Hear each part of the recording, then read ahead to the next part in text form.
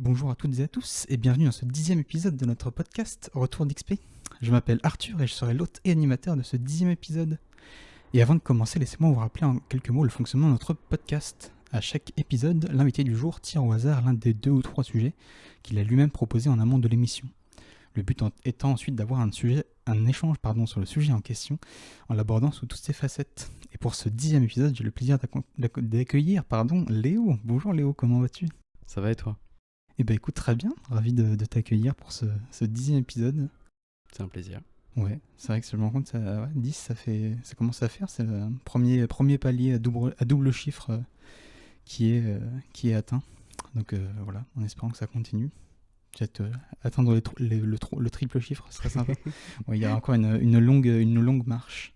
Mais voilà, ravi de pouvoir t'accueillir. Normalement, si tout se passe bien, nous avons de la vidéo, coucou.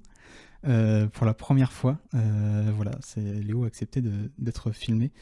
Donc là, nous on est en face d'une caméra, enfin de mon téléphone.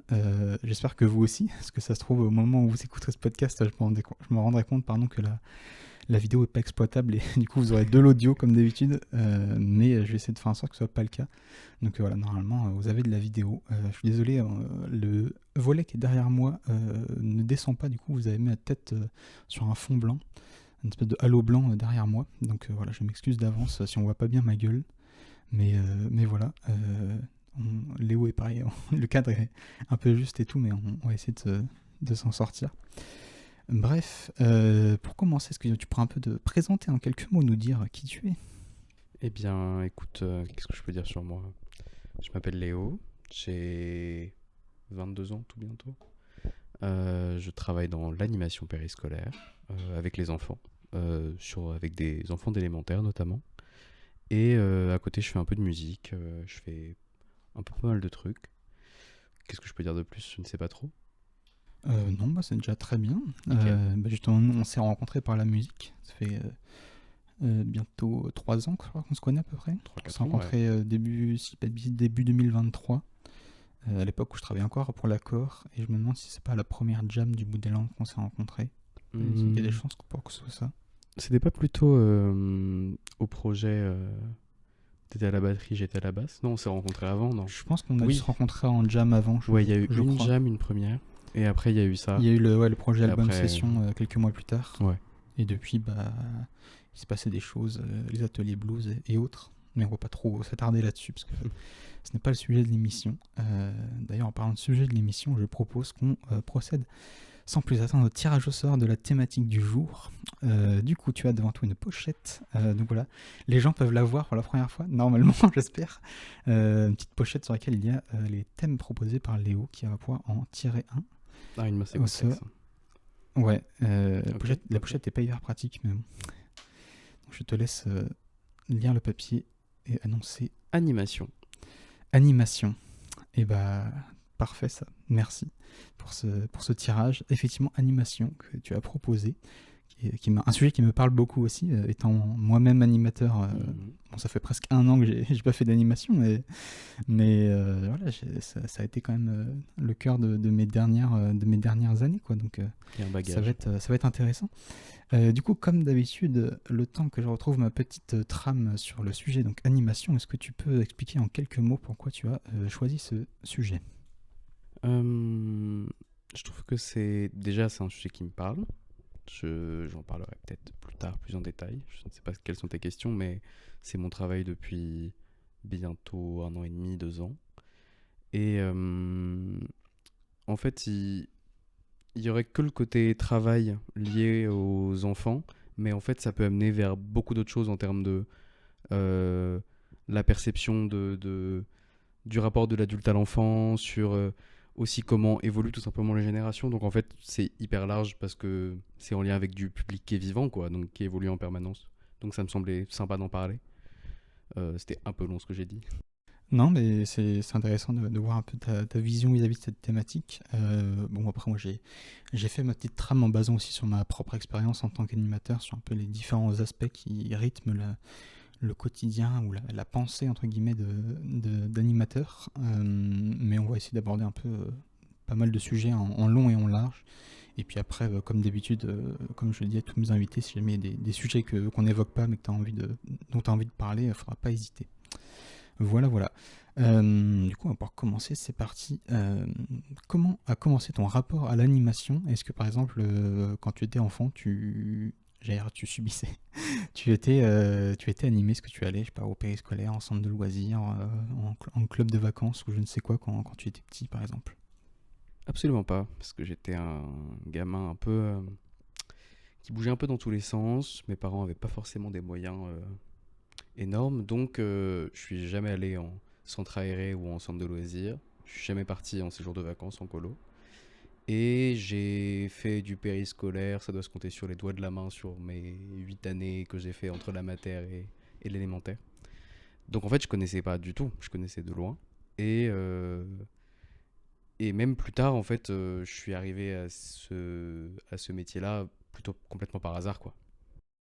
Ok. Donc ouais, ça a été pendant très longtemps un truc qui t'était un peu inconnu et tout. T'as découvert ça un peu du jour au lendemain du coup. Ouais. Exactement, ouais. Ouais, bah, c'est vrai que moi c'est un peu l'inverse parce que j'ai fait beaucoup quand j'étais petit de périscolaire parce que mes parents finissaient leur journée tard et du coup pour la petite anecdote on était avec mon frère, on était parmi les derniers à être récupérés par nos parents le soir après l'école. Il y avait même des fois où les animateurs de périscolaire ils appelaient un peu en colère nos parents parce qu'ils étaient en retard et tout et ça leur cassait les pieds d'attendre. Je pense que tu dois connaître ça des fois quand tu as des parents en retard, tu es obligé de rester avec l'enfant alors que toi tu as juste envie de rentrer chez toi. Et tes C'est le parents, genre de c'était choses. ce genre de parents. Voilà, donc moi j'ai un peu vécu ça. J'avais aussi le centre de loisirs à côté de chez moi à La Chapelle-sur-Ardres qui était sympa parce on était, pour ceux qui connaissent, au château de l'Hôpital à Gévrine, qui est un espèce je sais pas comment dire, un peu une sorte de manoir un peu qui a été réaménagé pour servir de centre de loisirs et tout. Et plus derrière il y avait une grande forêt. Enfin bref, c'était vraiment un lieu sympa et tout. Puis j'ai eu aussi l'occasion de faire quelques colos par-ci par-là pendant mon adolescence principalement. Donc voilà, moi j'ai un peu vécu ça. Mais du coup, voilà, tu vois, c'est différent, mais c'est intéressant de pouvoir voir les choses de cette façon-là. Justement, pour poursuivre, comment toi tu as commencé ton rapport avec l'animation? Tu disais que tu avais découvert ça un petit peu par hasard. Comment ça s'est passé? Comment tu es rentré dedans? Qu'est-ce qui t'a donné envie de te lancer là-dedans? Et ben, en fait, de base, j'avais pas vraiment envie. Je connaissais pas. Euh, Initialement, j'ai fait un lycée général scientifique.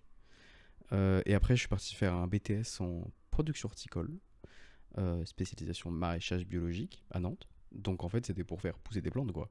C'est pour ouvrir une ferme, une exploitation, me faire un petit coin de terre, quelques hectares et faire pousser mes légumes et mes arbres fruitiers tranquilles. Et en fait, vraie difficulté, un peu grosse claque dans la figure en sortie de BTS. J'ai pas le permis. Et j'ai postulé à énormément d'entreprises agricoles, peu importe la taille de la structure, pendant 6 7 mois. Et en fait, à chaque fois, je me faisais refuser parce que j'avais pas le permis et du coup, on me faisait pas confiance pour la mobilité. Ce que je comprends, mais ce qui était embêtant, quoi. J'avais étudié pendant 2 ans, j'avais eu mon diplôme sans aucun souci, tu vois. J'avais envie de travailler. Et du coup, grosse période un peu complexe, j'avais pas de boulot, période un peu trouble, donc vraiment, j'avais besoin de trouver un travail vite pour payer mes factures et manger, quoi. Et du coup, je suis allé voir France Travail, Pôle emploi à l'époque. Et j'ai fait, s'il vous plaît, est-ce que je peux avoir un travail? Et très vite, en quelques rendez-vous, on m'a orienté vers l'animation. Bon, en discutant un peu et tout ça, j'étais avec une super conseillère qui m'a très bien aiguillé d'ailleurs, mais qui m'a un peu demandé mes passions, tout ça. Musique, jeux de rôle. J'avais fait des trucs déjà un peu avec les enfants quand j'étais en BTS, des trucs comme ça. Donc, il y avait un. Donc, elle s'est fait pourquoi pas. Et j'ai été embauché à Léo Lagrange pour du périscolaire sur Nantes. Je suis arrivé dans une école. Je pense 4 jours après mon rendez-vous à France Travail, j'avais mon entretien d'embauche. Mais 4 jours où il y avait le week-end entre les deux. Et 2 jours après, j'étais sur mon école et j'ai pas bougé depuis. Et, euh, et voilà, je sais plus où j'en étais. Mais du coup, je suis arrivé comme ça dans cette équipe-là en Hmm. élémentaire. J'ai découvert le métier sur le tas. Je me suis formé avec les gens qu'il y avait là-bas. Et puis voilà, je continue toujours. Ok. C'est vrai que je me rends compte que j'ai un peu fait, enfin un peu pareil. Pareil, je suis un peu tombé dessus un peu par hasard, parce que moi c'est vrai que c'était l'époque où j'avais fini mon service civique depuis quelques temps et j'étais toujours en train de me chercher et tout. Et en fait, j'ai suivi un dispositif qui s'appelle le CEJ, le contrat d'engagement jeune, au cours duquel on a, à travers des petits ateliers et tout, et à travers les rendez-vous que j'ai avec ma conseillère, essayé de découvrir qu'est-ce qui pourrait me plaire, quel type de métier. Et en fait, on a fait un exercice où on a ressorti un peu mes qualités, mes centres d'intérêt et tout. Et en fait, on s'est rendu compte que le métier d'animateur, c'était un de ceux qui cochait le plus de cases et tout. Et c'est pour ça que je me suis dirigé là-dessus et que j'ai bien aimé faire ce métier, même s'il y a eu des expériences plus ou moins réussies. Voilà. On évoquait justement les qualifications. Donc toi, tu disais que tu avais appris sur le tas, on va dire. Moi, c'est un peu différent. J'ai fait une formation qui s'appelle un CPGEPS. C'est quoi un peu ton regard sur les qualifications? Est-ce que tu aimerais peut-être à l'avenir passer une formation comme le BAFA, comme le CPGEPS, le BPGEPS ou autre? Voilà, c'est quoi un peu ton regard là-dessus?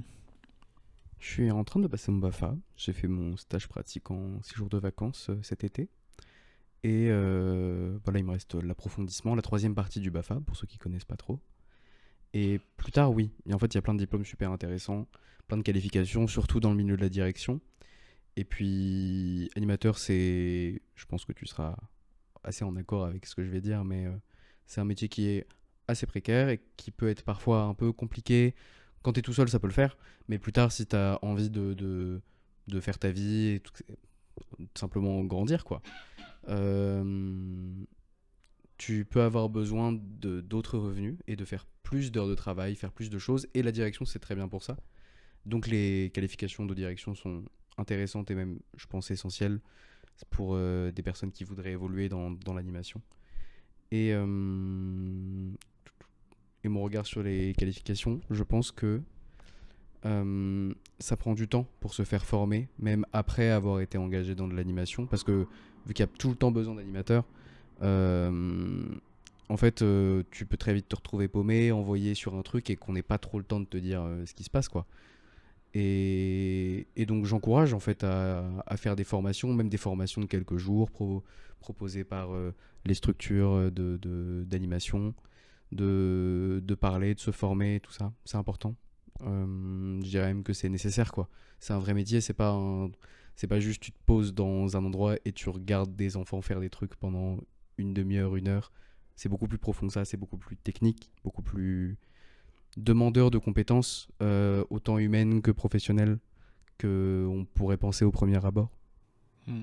Ah, je suis assez d'accord. Effectivement, c'est vrai que de point de vue extérieur, tu peux croire que l'animation, c'est quelque chose d'assez simple et tout. Tu débarques et puis tu t'occupes d'enfance et tout. Mais effectivement, je considère qu'il y a quand même pas mal d'aspects où le travail et le fait d'apprendre des choses vis-à-vis de ça permet vraiment de découvrir, entre guillemets, qu'est-ce que c'est vraiment le métier d'animateur et comment l'exercer de la meilleure des manières. Je me rends compte que le petit cadre. Attends, je vais changer le cadre. Ah, oui. Je pose mon casque, excusez-moi.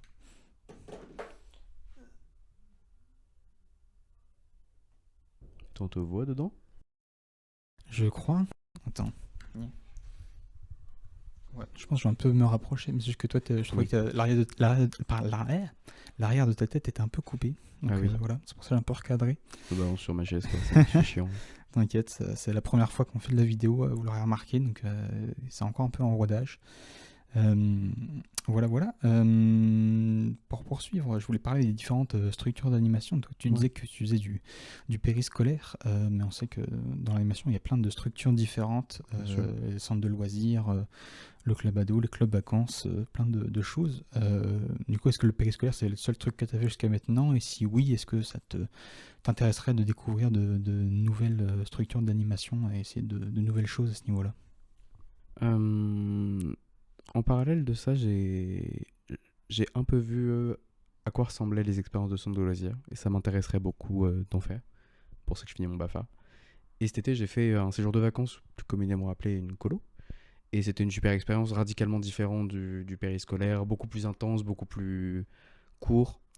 Je pense que peu importe les différents domaines qu'il peut y avoir dans l'animation, il y a à peu près tout qui peut m'intéresser parce que le cœur globalement de la profession, j'ai l'impression, c'est que ça bouge en permanence, qu'il y a tout le temps des nouvelles choses. Et c'est juste ça qui m'intéresse, c'est que je m'ennuie jamais en fait. Donc pour encore moins m'ennuyer, encore plus faire, multiplier les expériences différentes, Ouais, bah, effectivement, je pense que quand tu es un animateur avec un peu d'expérience, un peu de qualification, j'ai envie de dire, entre guillemets, peu importe la structure, tu vas réussir un peu à t'adapter et tout. C'est vrai que moi, par exemple, la colo, il y avait eu, c'était quand? C'était il y a un an, ouais, je devais en faire une l'été de l'année dernière. Et finalement, en fait, ça s'est pas fait par souci de planning, parce que j'avais un événement organisé avec le VLIP sur ce qui devait être un week-end de préparation pour la colo et tout. Et j'ai dit, bah non, je serai pas disponible pour le week-end de prépa. Et en fait, la directrice de la colo m'a dit, bah non, je suis désolé, c'est rédhibitoire. Si tu peux pas être présent pour le week-end de prépa, bah, je peux pas te prendre, pardon, oula, petit quasiment désolé. Je peux pas te prendre en tant qu'animateur. Donc j'ai dit, bah tant pis, ce sera pour une autre fois. Et depuis, ouais, j'ai pas encore eu l'occasion de tester, même si à côté de ça, j'ai fait un petit peu de périscolaire en stage, mais j'avais pas trop aimé. J'ai fait du matin, midi, soir, mais je trouvais le rythme, le fait d'alterner les phases d'animation, de pause et tout, j'avais un peu du mal, surtout sur une journée complète. Ouais, clairement. Et à côté de ça, ouais, j'ai plus fait du centre de loisirs majoritairement et du club ado et tout. Donc, j'ai même fait de la pépinière jeunesse, donc auprès des 16-25 ans, un autre public. Donc j'ai touché un peu à tout et c'est vrai que c'est intéressant de découvrir un peu différents publics. Euh, voilà, pour poursuivre, on sait que le rythme d'animateur, il passe par beaucoup d'étapes différentes au cours d'une journée en animation, que ce soit les activités, les temps de vie quotidienne, donc, tout ce qui touche à l'accueil des enfants le matin, le départ le soir, tout ce qui est les repas, etc. Est-ce que, comment toi, au cours d'une journée, tu te sens? Est-ce qu'il y a des moments où tu te sens un peu plus à l'aise que d'autres, moments où la fatigue et tout, ça commence à appuyer un peu? C'est comment tu vis ta journée idéale? En fait, ça dépend vraiment du contexte. En périscolaire, par exemple, c'est des moments qui sont très intenses, mais assez courts au final. C'est 1 heure le matin, 2 heures le midi, 2 heures et demie, 3 heures le soir. Mais et il y a des temps entre les deux qui sont soit des temps de préparation, soit des temps de pause. Euh, et qu'est-ce que je voulais dire? Oui. Et du coup, en général, je trouve que pour du périscolaire, vu qu'on a énormément d'enfants, que c'est un rythme où c'est un peu la course, quoi. Parce qu'il y a, en fait, on est là pour servir à ce que le rythme éducatif de l'équipe enseignante et tout ça soit respecté, tout de même, que les enfants puissent décompresser sur des moments entre les cours qui sont... On a fait des très grosses journées en France, quoi, des très grosses journées scolaires, donc c'est épuisant pour les enfants, et mentalement et physiquement. Donc c'est important d'être vraiment là, d'être vraiment présent, parce que les moments qui sortent du scolaire, c'est le moment où tu, tu découvres un peu les enfants différemment, où ils peuvent s'exprimer différemment aussi, quoi. C'est, hum, c'est beaucoup moins peut-être cloisonnant que le côté scolaire école, et c'est simplement parce que c'est pas du tout les mêmes missions dans ces deux ordres-là, mais après c'est une réalité. Donc c'est complexe, c'est bien en périscolaire d'avoir cette possibilité d'avoir des horaires précises pour les enfants. On peut mettre des routines, on les voit souvent, on les voit tous les jours. Pour nous, ça nous force aussi un peu plus d'organisation et tout ça, mais on a du temps dans la semaine pour faire de la prépa. On aimerait avoir plus de temps pour faire de la prépa, toujours, Ouais, bien c'est sûr. pas toujours évident là-dessus, même en centre de loisirs. J'ai vécu des moments où effectivement le temps de prépa était limité, puis après, entre guillemets, on nous en voulait de pas faire, de pas suffisamment de mettre en place de choses, mais en fait, on n'avait pas le temps de préparer. Enfin bref, c'est pas toujours évident, et c'est vrai que je trouve que c'est important effectivement d'avoir suffisamment de temps de prépa pour se poser avec les collègues, définir un peu qui fait quoi, etc., quelles choses on met en place. Ouais, c'est quand même un point important. Ouais. Puis même les missions ont changé, quoi. C'est plus les centres aérés d'il y a 20 ans, 30 ans. Les missions liées au périscolaire en particulier, elles sont très beaucoup plus demandeuses en fait. Il y a vraiment des axes auxquels on doit répondre sur l'éducation scientifique, sur la communication, la culture, le sport. C'est hyper large et c'est beaucoup plus que simplement surveiller les enfants à ce qu'ils s'entretuent pas, quoi. C'est et donc ça nous demande logiquement plus de temps en fait pour préparer tout ça. Donc on se retrouve parfois à faire un peu de bénévolat juste parce qu'on veut finir notre activité. Oui, ouais, ça m'est déjà arrivé aussi d'avoir des temps chez moi pour préparer des trucs et tout. C'est pas toujours très pratique. D'ailleurs, ça me fait penser, j'ai une question qui était censée arriver après, mais je vais la poser maintenant. Justement, toi, en termes d'organisation, en tant qu'animateur, comment tu es? Est-ce que tu aimes bien avoir une organisation assez méthodique, préparer les choses quand il le faut et tout, avec des activités voilà, bien définies, je sais pas, tout au long d'une semaine, ou est-ce que tu es un peu plus sur l'improvisation, à essayer de me dire un peu au dernier moment, moi tiens, je peux mettre ça en place rapide et tout. Comment toi tu vois les choses à ce niveau-là? En fait, ça dépend vraiment des besoins. J'ai la chance d'être dans une équipe en périsco. Après, je parlerai des colos, des rythmes colos, c'est quand même sacrément marrant. Ouais. Ça l'est pas. Pour du périscolaire, j'ai la chance d'être dans une équipe où on s'écoute bien, on arrive à s'organiser, tout ça. En fait, on s'organise à la période. Donc, c'est une période entre deux périodes de vacances. Donc, par exemple, c'est entre 5 et 7 semaines. Donc, on a notre planning, chacun est à tel et tel endroit. En fait, il faut savoir que on peut pas, si on peut pas tous ne rien faire pendant une journée ou tous faire une acti pendant un même temps le soir, parce qu'il y a des besoins aussi pour préserver le bon fonctionnement du jeu libre entre les enfants aussi, quoi.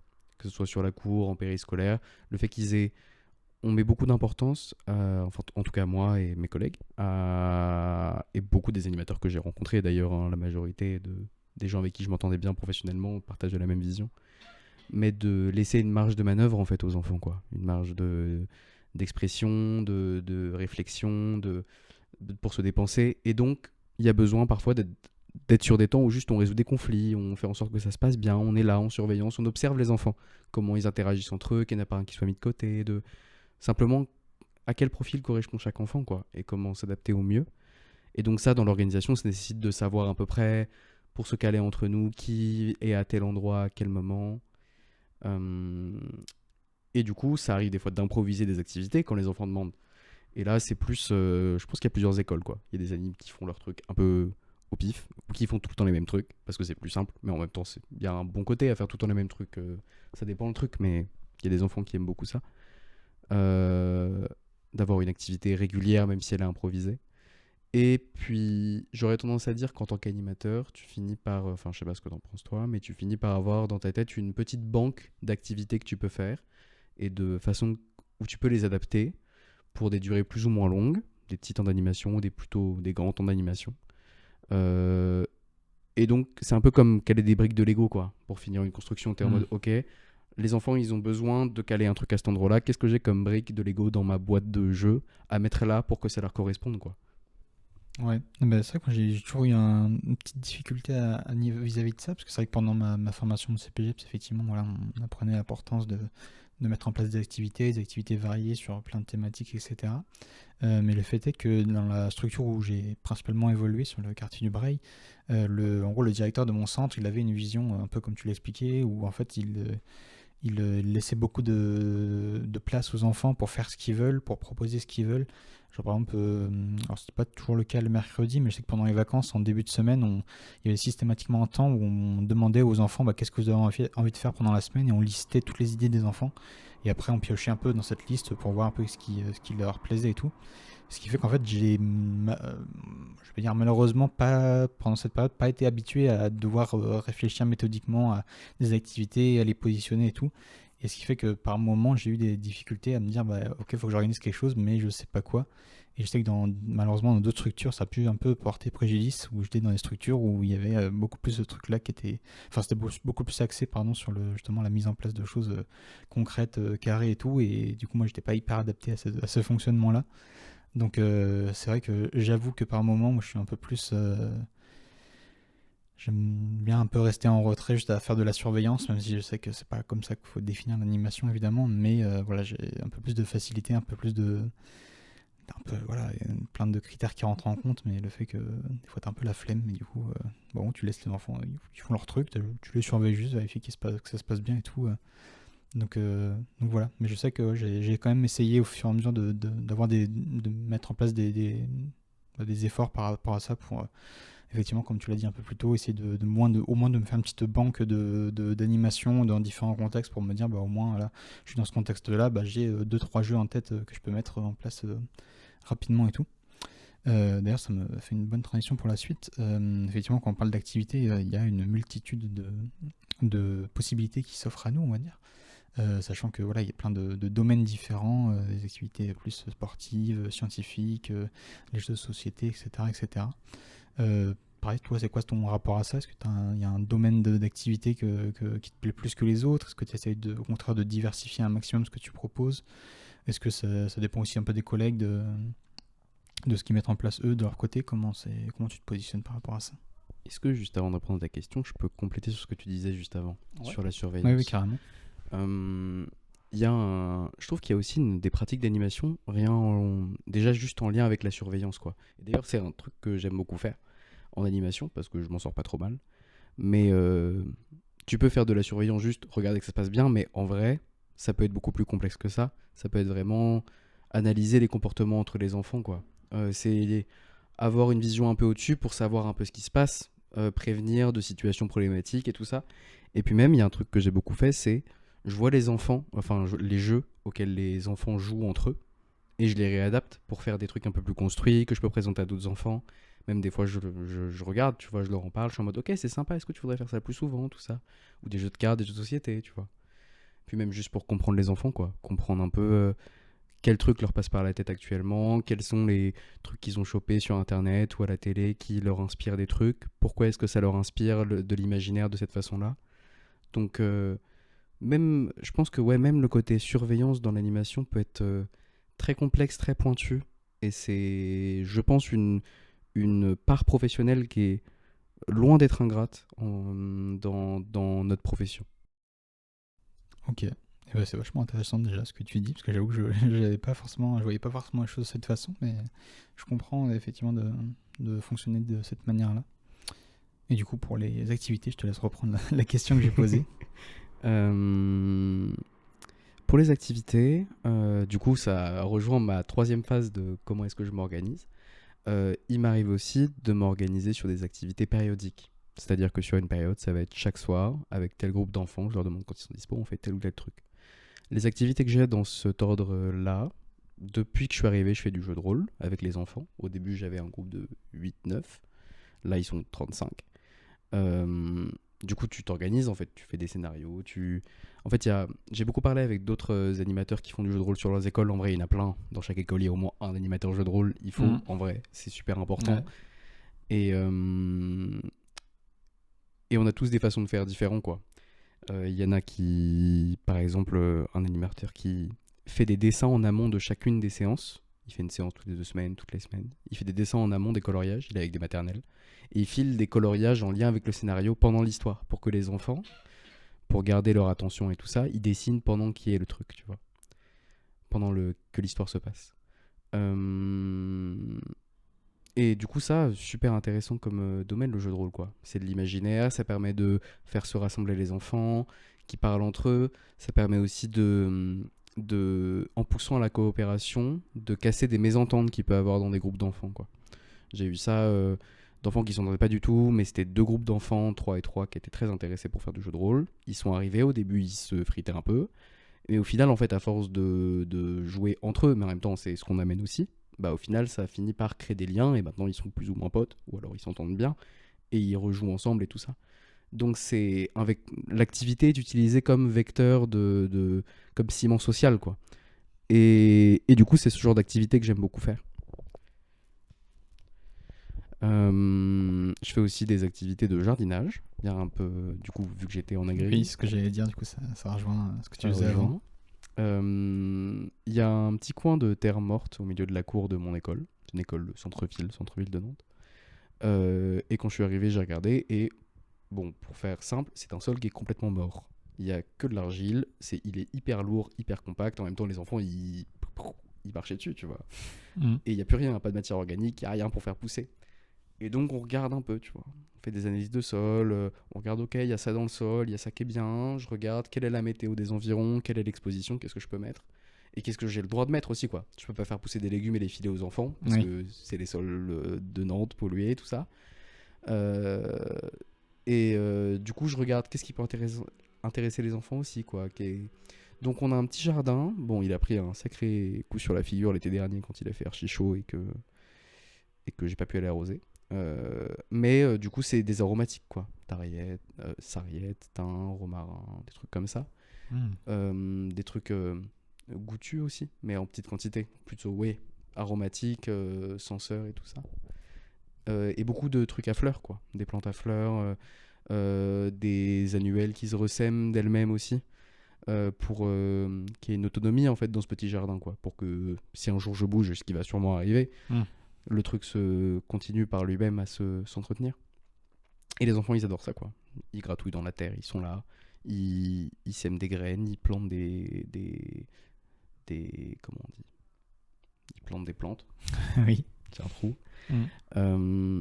Et il y a tout un volet qui est intéressant sur écologie, sur la biodiversité, sur comment est-ce que les plantes grandissent, comprendre le monde en fait. Mm. Donc hyper intéressant, on part d'un truc un peu basique de jardinage au milieu de la cour, et au final on va sur l'apprentissage du monde, quoi, de comment ça fonctionne. Et ça parle beaucoup plus aux enfants parce qu'il y a de la pratique, il y a un truc avec les mains. Et même s'ils ont 6, 7, 8, 9, 10 ans, ils peuvent comprendre, ils arrivent parce qu'ils le touchent, littéralement, ils le voient, quoi. Ils le voient grandir et tout ça. Et sinon, voilà, ça m'arrive de faire des grands jeux, les classiques grands jeux que tu connais. Mm. Et également quelques trucs d'art, mais je suis pas très fort en dessin, c'est pas trop mon truc. Ouais. Je laisse ça à mes collègues plutôt en Mhm. général. Non, voilà, en vrai, c'est les trucs principaux. Après, je fais des trucs à droite, à gauche et tout ça, mais c'est principalement les Ouais. activités que je fais. Ouais, mais c'est déjà pas Tu mal, vois, en périscolaire. effectivement. Bah, c'est déjà pas mal, même en plus pour du périscolaire, où t'as pas forcément des temps toujours très élargis pour proposer des gros trucs et tout. C'est vrai que j'ai l'impression que sur le périscolaire, bon, moi comme je n'ai fait qu'une seule semaine, donc j'ai un regard différent là-dessus. Mais j'ai l'impression que par contre, le périscolaire, comme c'est un temps qui est plus j'allais dire régulier et qui arrive plus souvent que le centre de loisirs. Par exemple, le centre de loisirs, c'est qu'une fois par semaine le mercredi et pendant les vacances, alors que le périscolaire, c'est pour ceux qui y vont tout le temps, c'est 4-5 jours même, si on le mercredi matin et tout. Donc c'est aussi peut-être pour la régularité tout au long d'une année, ça peut être, je pense, plus pratique pour mettre en place des choses et tout. Et c'est le temps du midi oui. aussi, quoi. Le temps du midi. Pour chaque enfant qui va à la cantine, c'est du périscolaire, même si c'est pas le soir. Ouais. Et ouais, non, par exemple, tu vois, c'est marrant, le thème de l'écologie, enfin de tout ce qui est la nature et tout, j'ai l'impression que c'est un truc quand même qui est un peu répandu, mine de rien, dans les différentes structures d'animation. Je sais que moi, c'est pas forcément un sujet qui me parle énormément, en tout cas que j'ai mis en place personnellement en tant qu'animateur, mais je sais que j'ai des collègues qui ont mis ça en place et tout, et que ça rentre un peu dans tout ce qui touche à l'écologie, ça rentre dans les valeurs principale de pas mal de structures justement vis-à-vis de la situation globale du monde par rapport à ça, qui veut que je pense que c'est bien de sensibiliser les enfants là-dessus, parce que on a on se dit qu'on va leur laisser un monde qui sera dans quelques décennies, qui sera on sait pas dans quel état, mais ça risque d'être compliqué, donc si on peut les sensibiliser là-dessus le plus tôt possible pour pas qu'ils reproduisent peut-être des erreurs que notre génération, on est encore un peu jeune, mais que les générations précédentes ont fait, ça peut être intéressant, effectivement. J'avais toujours sur les activités, est-ce que tu préfères faire des choses en intérieur ou en extérieur, ou tu t'en fiches? Ben, je suis un grand fan d'extérieur pour tout ce qui est surveillance. On en parlait tout à l'heure. Mais pour les activités intérieures, extérieures, en vrai, ça m'est un peu égal. Si c'est une activité qui est complète, je m'en fiche un peu. Du jeu de rôle, c'est 1 heure, ça peut être en intérieur ou en extérieur. L'intérieur, c'est plus pratique, mais bon, c'est l'activité l'important, quoi. Jardinage, c'est forcément en extérieur, si c'est en pleine terre. Non, j'ai pas de préférence, en vrai, je suis assez... Je conviens dans les deux, quoi. Même si en colo cet été, j'ai beaucoup plus fait d'extérieur, mais on en reviendra peut-être plus tard. Ouais. Ouais, c'est vrai que moi je sais que j'aime bien avoir un équilibre entre l'un et l'autre, des fois avoir des temps en intérieur, des fois en extérieur et tout. Mais je sais que des fois il y avait dans certaines équipes, t'as des fois des animateurs qui préfèrent que ce soit l'un soit l'autre, et du coup un peu par défaut, moi je reste à l'intérieur. Et du coup tu dis bon, moi je vais à l'extérieur, par exemple, parce que au fur et à mesure du temps tu te retrouves à que faire de l'extérieur, mais du coup ça t'embête un peu et tout. D'ailleurs tu parlais de jeux de rôle, je t'invite, si tu ne l'as pas fait, à découvrir le 4e épisode de Retour d'XP qui a jeu de rôle pour thématique avec Sacha. J'ai déjà fait. Tu l'as écouté, très bien. Voilà, j'allais t'inviter à le faire, mais voilà, c'est pour ceux qui s'intéressent au jeu de rôle, il y a un épisode de Retour d'XP qui a cette thématique-là, le 4e. Voilà, donc auto-promo. mais ouais, c'est vrai que moi ça m'avait pensé, c'est vrai qu'en termes d'activité, comme je disais, il y a des périodes où un peu la flemme de penser à des trucs. Du coup, je mettais en place des trucs assez basiques, jeux de société, activités sportives du genre un foot ou autre, ou des grands jeux assez simples et tout, trucs rapides à mettre en place que tout le monde connaît. Mais après, il y a eu des moments quand même où pendant des vacances, j'ai pu mettre en place des trucs un peu plus élaborés. Tu parlais d'imaginaire tout à l'heure, bah, moi par exemple c'est quelque chose qui me parle beaucoup de manière générale. Et du coup bah, j'avais mis en place par exemple une sorte de spectacle vivant où j'avais proposé aux enfants d'imaginer leur propre personnage, de faire leur propre déguisement et après de faire une sorte de mini représentation auprès des autres enfants et tout. Et moi c'est plutôt ce genre de choses qui me parle et tout. Euh, et après, ouais, beaucoup de jeux de société, parce que j'aimais ça. Un peu de sport, même si je suis pas un grand sportif, mais ça me connaît quand même un peu. Et puis Au voilà aussi, niveau des grosso enfants, modo. quoi.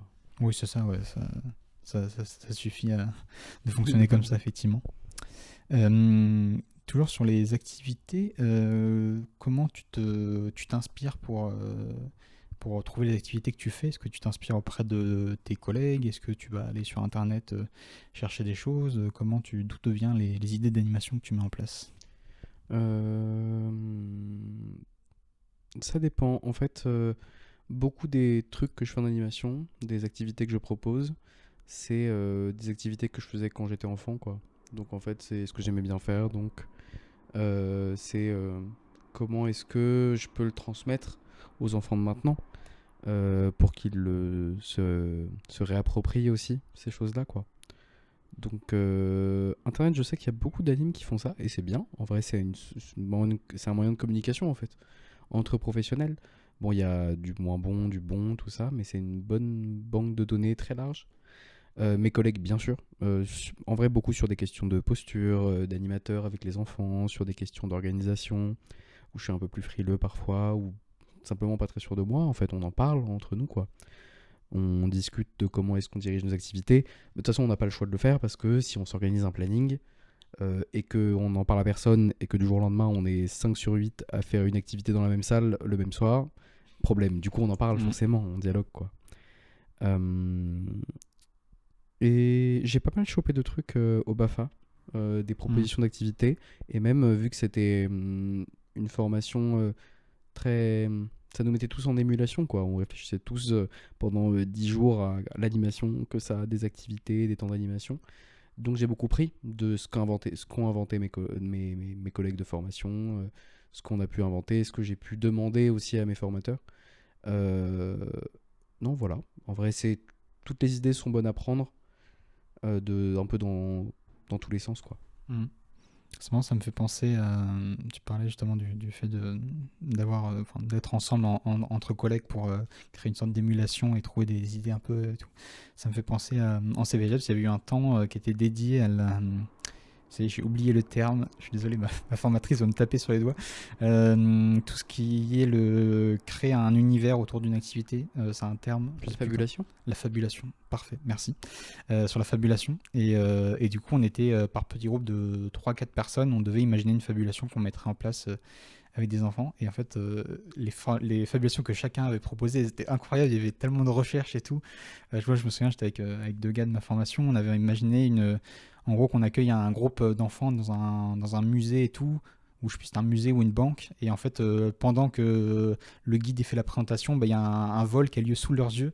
Et c'était trop marrant parce qu'on avait imaginé un setup en fait sur mon lieu de formation au Francail, il y avait une salle qui était sur laquelle il y avait un espèce de mur vitre où on pouvait faire descendre un rideau. Et en fait, moi je jouais le rôle de guide, je me suis mis devant le rideau. Et en fait, en gros, il y a le public, il y a moi et il y a le rideau.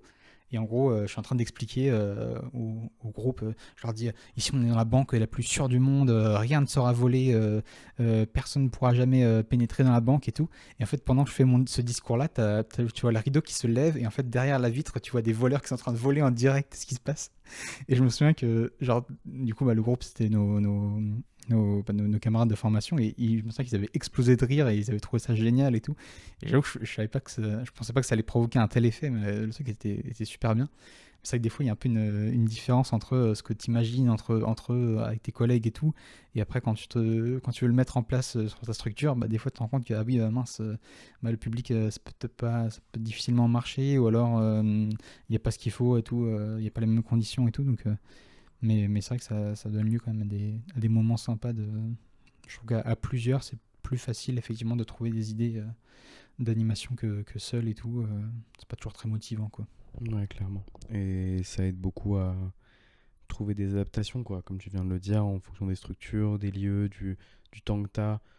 T'as une activité qui peut fonctionner sur de la colo, du centre de loisirs et du périscolaire, mais tu vas pas l'effectuer de la même manière. Donc ouais, en fait, t'as plusieurs. Je trouve que ça décharge aussi beaucoup du stress, quoi. On en parle assez peu, mais ah si, je voulais rebondir sur ça tout à l'heure. Le fait que des fois on n'a pas forcément l'énergie de faire des activités très précises, très cadrées. En vrai, bon, des fois ça vient de la flemme et de la fatigue, mais ça vient aussi du fait que avoir des enfants à responsabilité, c'est très prenant mentalement, quoi. Il y a des moments où juste c'est une responsabilité qui nous incombe, qui est hyper importante et qui puise dans nos forces, et être à plusieurs à réfléchir et plusieurs à partager cette responsabilité des enfants et pas juste tout seul. Tu vas prendre tes enfants dans une acti et si tu fais n'importe quoi, et ben t'as fait n'importe quoi et c'est ta faute tout seul. Et du coup, être à plusieurs, ça permet de réfléchir et d'anticiper toutes les possibilités en fait d'aménagement, d'adaptation avec les enfants ou les jeunes qu'on aura à notre responsabilité. Je sais plus ce que je disais juste avant. Je sais plus, on parlait des activités, on Ah oui. parlait de... Je sais plus. Bref. Nickel. Non, c'est marrant, parce que ça me fait penser à un fonctionnement où je me souviens que moi, par exemple, pour ma certification de CPGEPS, donc au moment où tu as un jury extérieur qui vient sur sa structure pour t'évaluer et tout, je me souviens que voilà, j'avoue que nous, avec mon équipe, on avait tout mis en place pour que je sois dans les meilleures conditions possibles au moment de faire la certification. J'avais pris un groupe réduit d'enfants, donc je crois que c'était 6 minimum, j'en avais pris juste 6, quoi. En plus, j'avais pris des grands, des matures et tout, des enfants qui posent pas de problème.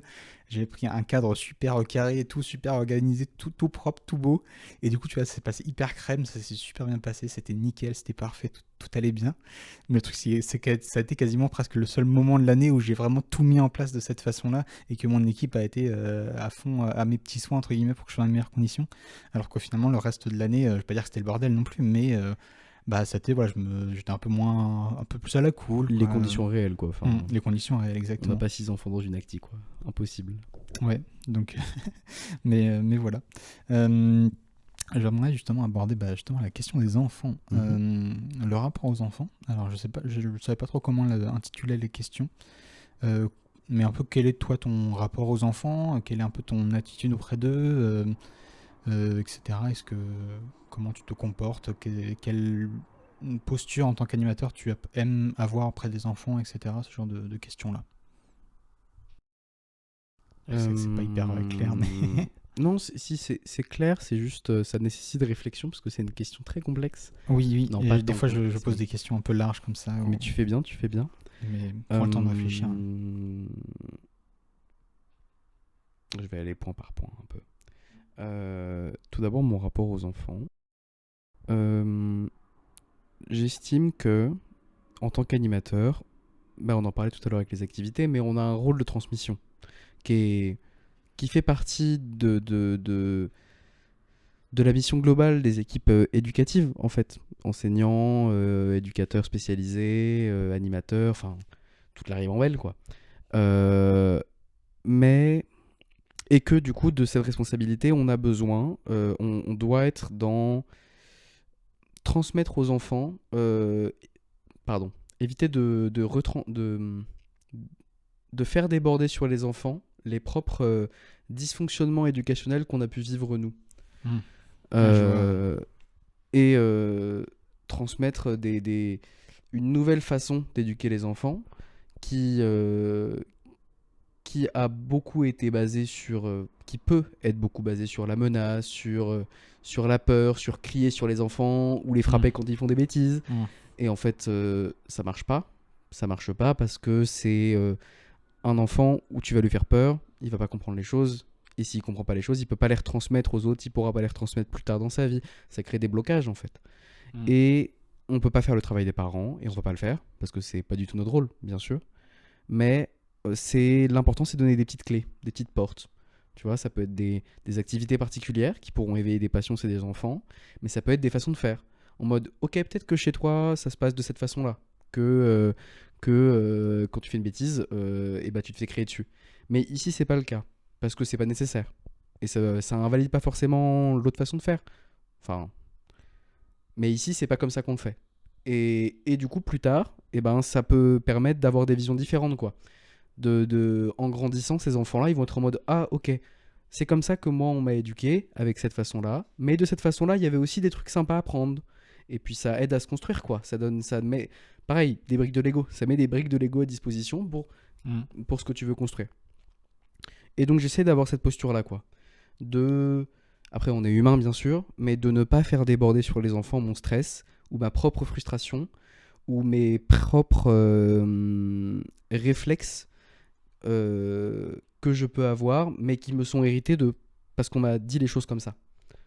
De réfléchir avant d'être en colère envers un enfant, de crier, de quoi que ce soit, mais de réfléchir ok, pourquoi il fonctionne comme ça, comment j'étais moi quand j'étais enfant, pourquoi il fonctionne comme ça, qu'est-ce qu'il aurait fallu que je me dise moi pour que je le comprenne mieux et que j'évolue de la meilleure des façons et avec le moins de et qu'on écorche le moins possible mon être, ma personne, quoi. Pas hyper clair, un peu cryptique la façon dont je l'ai expliqué. Ouais, non, si, je comprends ce que tu veux dire. Effectivement, ça me fait penser à. C'est que quand on pense aux faits divers, aux gens qui sont violents et tout, qui commettent des trucs plus ou moins graves pour aller jusqu'au meurtre, bah, souvent t'apprends dans le background de cette personne que cette personne était elle-même violentée quand elle était petite et tout, qu'elle a été éduquée, qu'elle a grandi de cette façon-là et que du coup. Bah, finalement, en grandissant, elle a gardé ça en elle et inconsciemment ou pas, bah, une personne retranscrit ça quand elle est grande et tout. Donc effectivement, je pense que c'est un critère assez important effectivement dans la transmission et tout, je crois. Ouais. Ouais, parce qu'un enfant va pas forcément devenir ce qu'il a subi pendant qu'il était enfant, mais si c'est les seules données sur l'être humain qu'il a emmagasiné dans sa jeunesse, forcément il lui reste pas grand-chose à recracher aux autres, quoi. Ouais. Ok. Est-ce que tu avais d'autres choses à ajouter sur cette thématique-là, même si on pourra en revenir après si besoin. Je réfléchis rapidement. Sur ma posture, tu posais des questions sur ma posture, je crois. Ouais, ton rapport aux enfants, l'attitude que tu as envers eux, la posture que tu adoptes envers eux.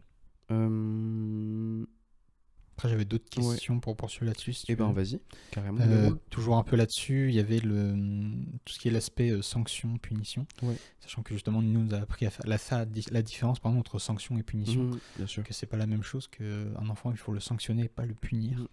Donc pour ceux qui ne connaîtraient pas la différence, en gros, la punition, c'est un truc qui est entre guillemets gratuit, dans le sens où tu vas le crier sur l'enfant, le rabaisser, l'humilier entre guillemets, mais de manière gratuite, sans rien derrière, on va dire. Donc c'est évidemment quelque chose de ne pas faire.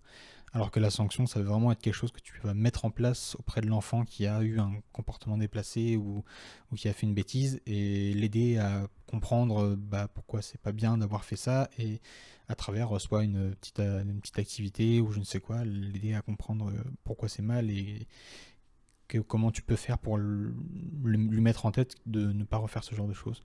Donc justement, toi, c'est quoi un peu ton rapport par rapport à cet aspect-là? Est-ce qu'il y a un code, entre guillemets, au sein de l'école où tu es qui s'applique, que tous les animateurs appliquent? Ou est-ce que tu as ta propre façon de faire par rapport à ça? Comment c'est? Par rapport à sanction-punition? Ouais. Précisément. Globalement, ce truc-là de sanctionner et pas punir, c'est ce qu'on nous apprend à tous les animateurs. Et donc c'est en théorie la direction qui est prise par toutes les structures d'animation. Après forcément ça dépend de l'humain derrière. Et dans notre école on est très en accord avec cette vision-là des choses, quoi. Enfin, il n'y a pas de raison d'hurler ou de crier sur un enfant pour l'embrouiller, en fait, quand il a fait une bêtise. Le cri, mais c'est pas vraiment le cri, c'est plus par l'effort, il est utilisé pour transmettre des informations, quoi, plus qu'autre chose. Ouais. Et il faut pas qu'il soit dirigé vers un enfant particulier, parce que ça fait peur, tout simplement, en fait. Et oui, la punition gratuite, ou la punition qui ne va apporter de satisfaction, en vrai, qu'à l'animateur, s'il est énervé, et ben ça marche pas, quoi. Et la sanction, et même sans forcément de sanction, mais simplement ça peut être une manière d'expliquer les choses à l'enfant, Moi, je sais que j'aime beaucoup euh, trouver le moyen de que l'enfant puisse se mettre à la place de l'autre enfant aussi. Mais dans les deux cas, en fait. Parce que même si tu as subi quelque chose de la part d'un autre enfant, j'ai tendance à dire à cet enfant-là, en mode, ok, mais c'est pour ça qu'il a fait ça. C'est pas contre toi directement, tout ça, de contextualiser les choses, mettre des mots sur des pensées qu'ils ont. Et un enfant, même si c'est jeune, c'est loin d'être idiot, c'est loin d'être con. Et il faut choisir les bons mots, le bon langage, mais il peut comprendre des notions en fait humaines, relationnelles très poussées, très précises. Mais ils vont pas du tout le ressentir de la même façon que des adultes, bien sûr. Mais il y a, je sais pas, il y a un langage à avoir. Il faut pas les prendre pour des idiots, quoi. On peut leur expliquer les choses clairement, factuellement, en mode, voilà, là t'as fait ça, voilà pourquoi c'était pas bien. Si on te l'avait fait, ça aurait pas été bien non plus, t'aurais pas apprécié non plus. Pourquoi tu le fais aux autres?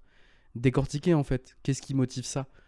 Euh, et voilà. Enfin, Ouais, mais effectivement, je suis assez d'accord. Et c'est vrai que c'est pas toujours évident parce qu'effectivement, il y a des situations où tu te retrouves à des fois un peu prendre la solution de la facilité, voilà, à crier, à mm, punir l'enfant, à le mettre au coin ou je ne sais quoi. Et c'est vrai que c'est tentant des fois de fonctionner que comme ça et tout, t'as pas envie de te prendre la tête. Mais effectivement, comme tu viens de dire, il y a derrière, il faut comprendre ce que ça implique de fonctionner comme ça. Et si tu peux justement trouver une autre méthode, une autre manière de faire les choses par rapport à ça, bah, c'est quand même mieux pour toi et pour l'enfant. Et puis sur le long terme, c'est quand même plus agréable d'avoir un enfant qui arrive à se construire par rapport à ça, à comprendre au fur et à mesure les choses, à améliorer son comportement, plutôt qu'un enfant qui va systématiquement faire les choses, que toi tu vas le calmer sur le coup, mais tu vas être obligé de faire ça à la suite des autres. Et puis c'est vrai que moi, par exemple, un aspect aussi que j'avais transmis à des enfants aussi, c'est le fait de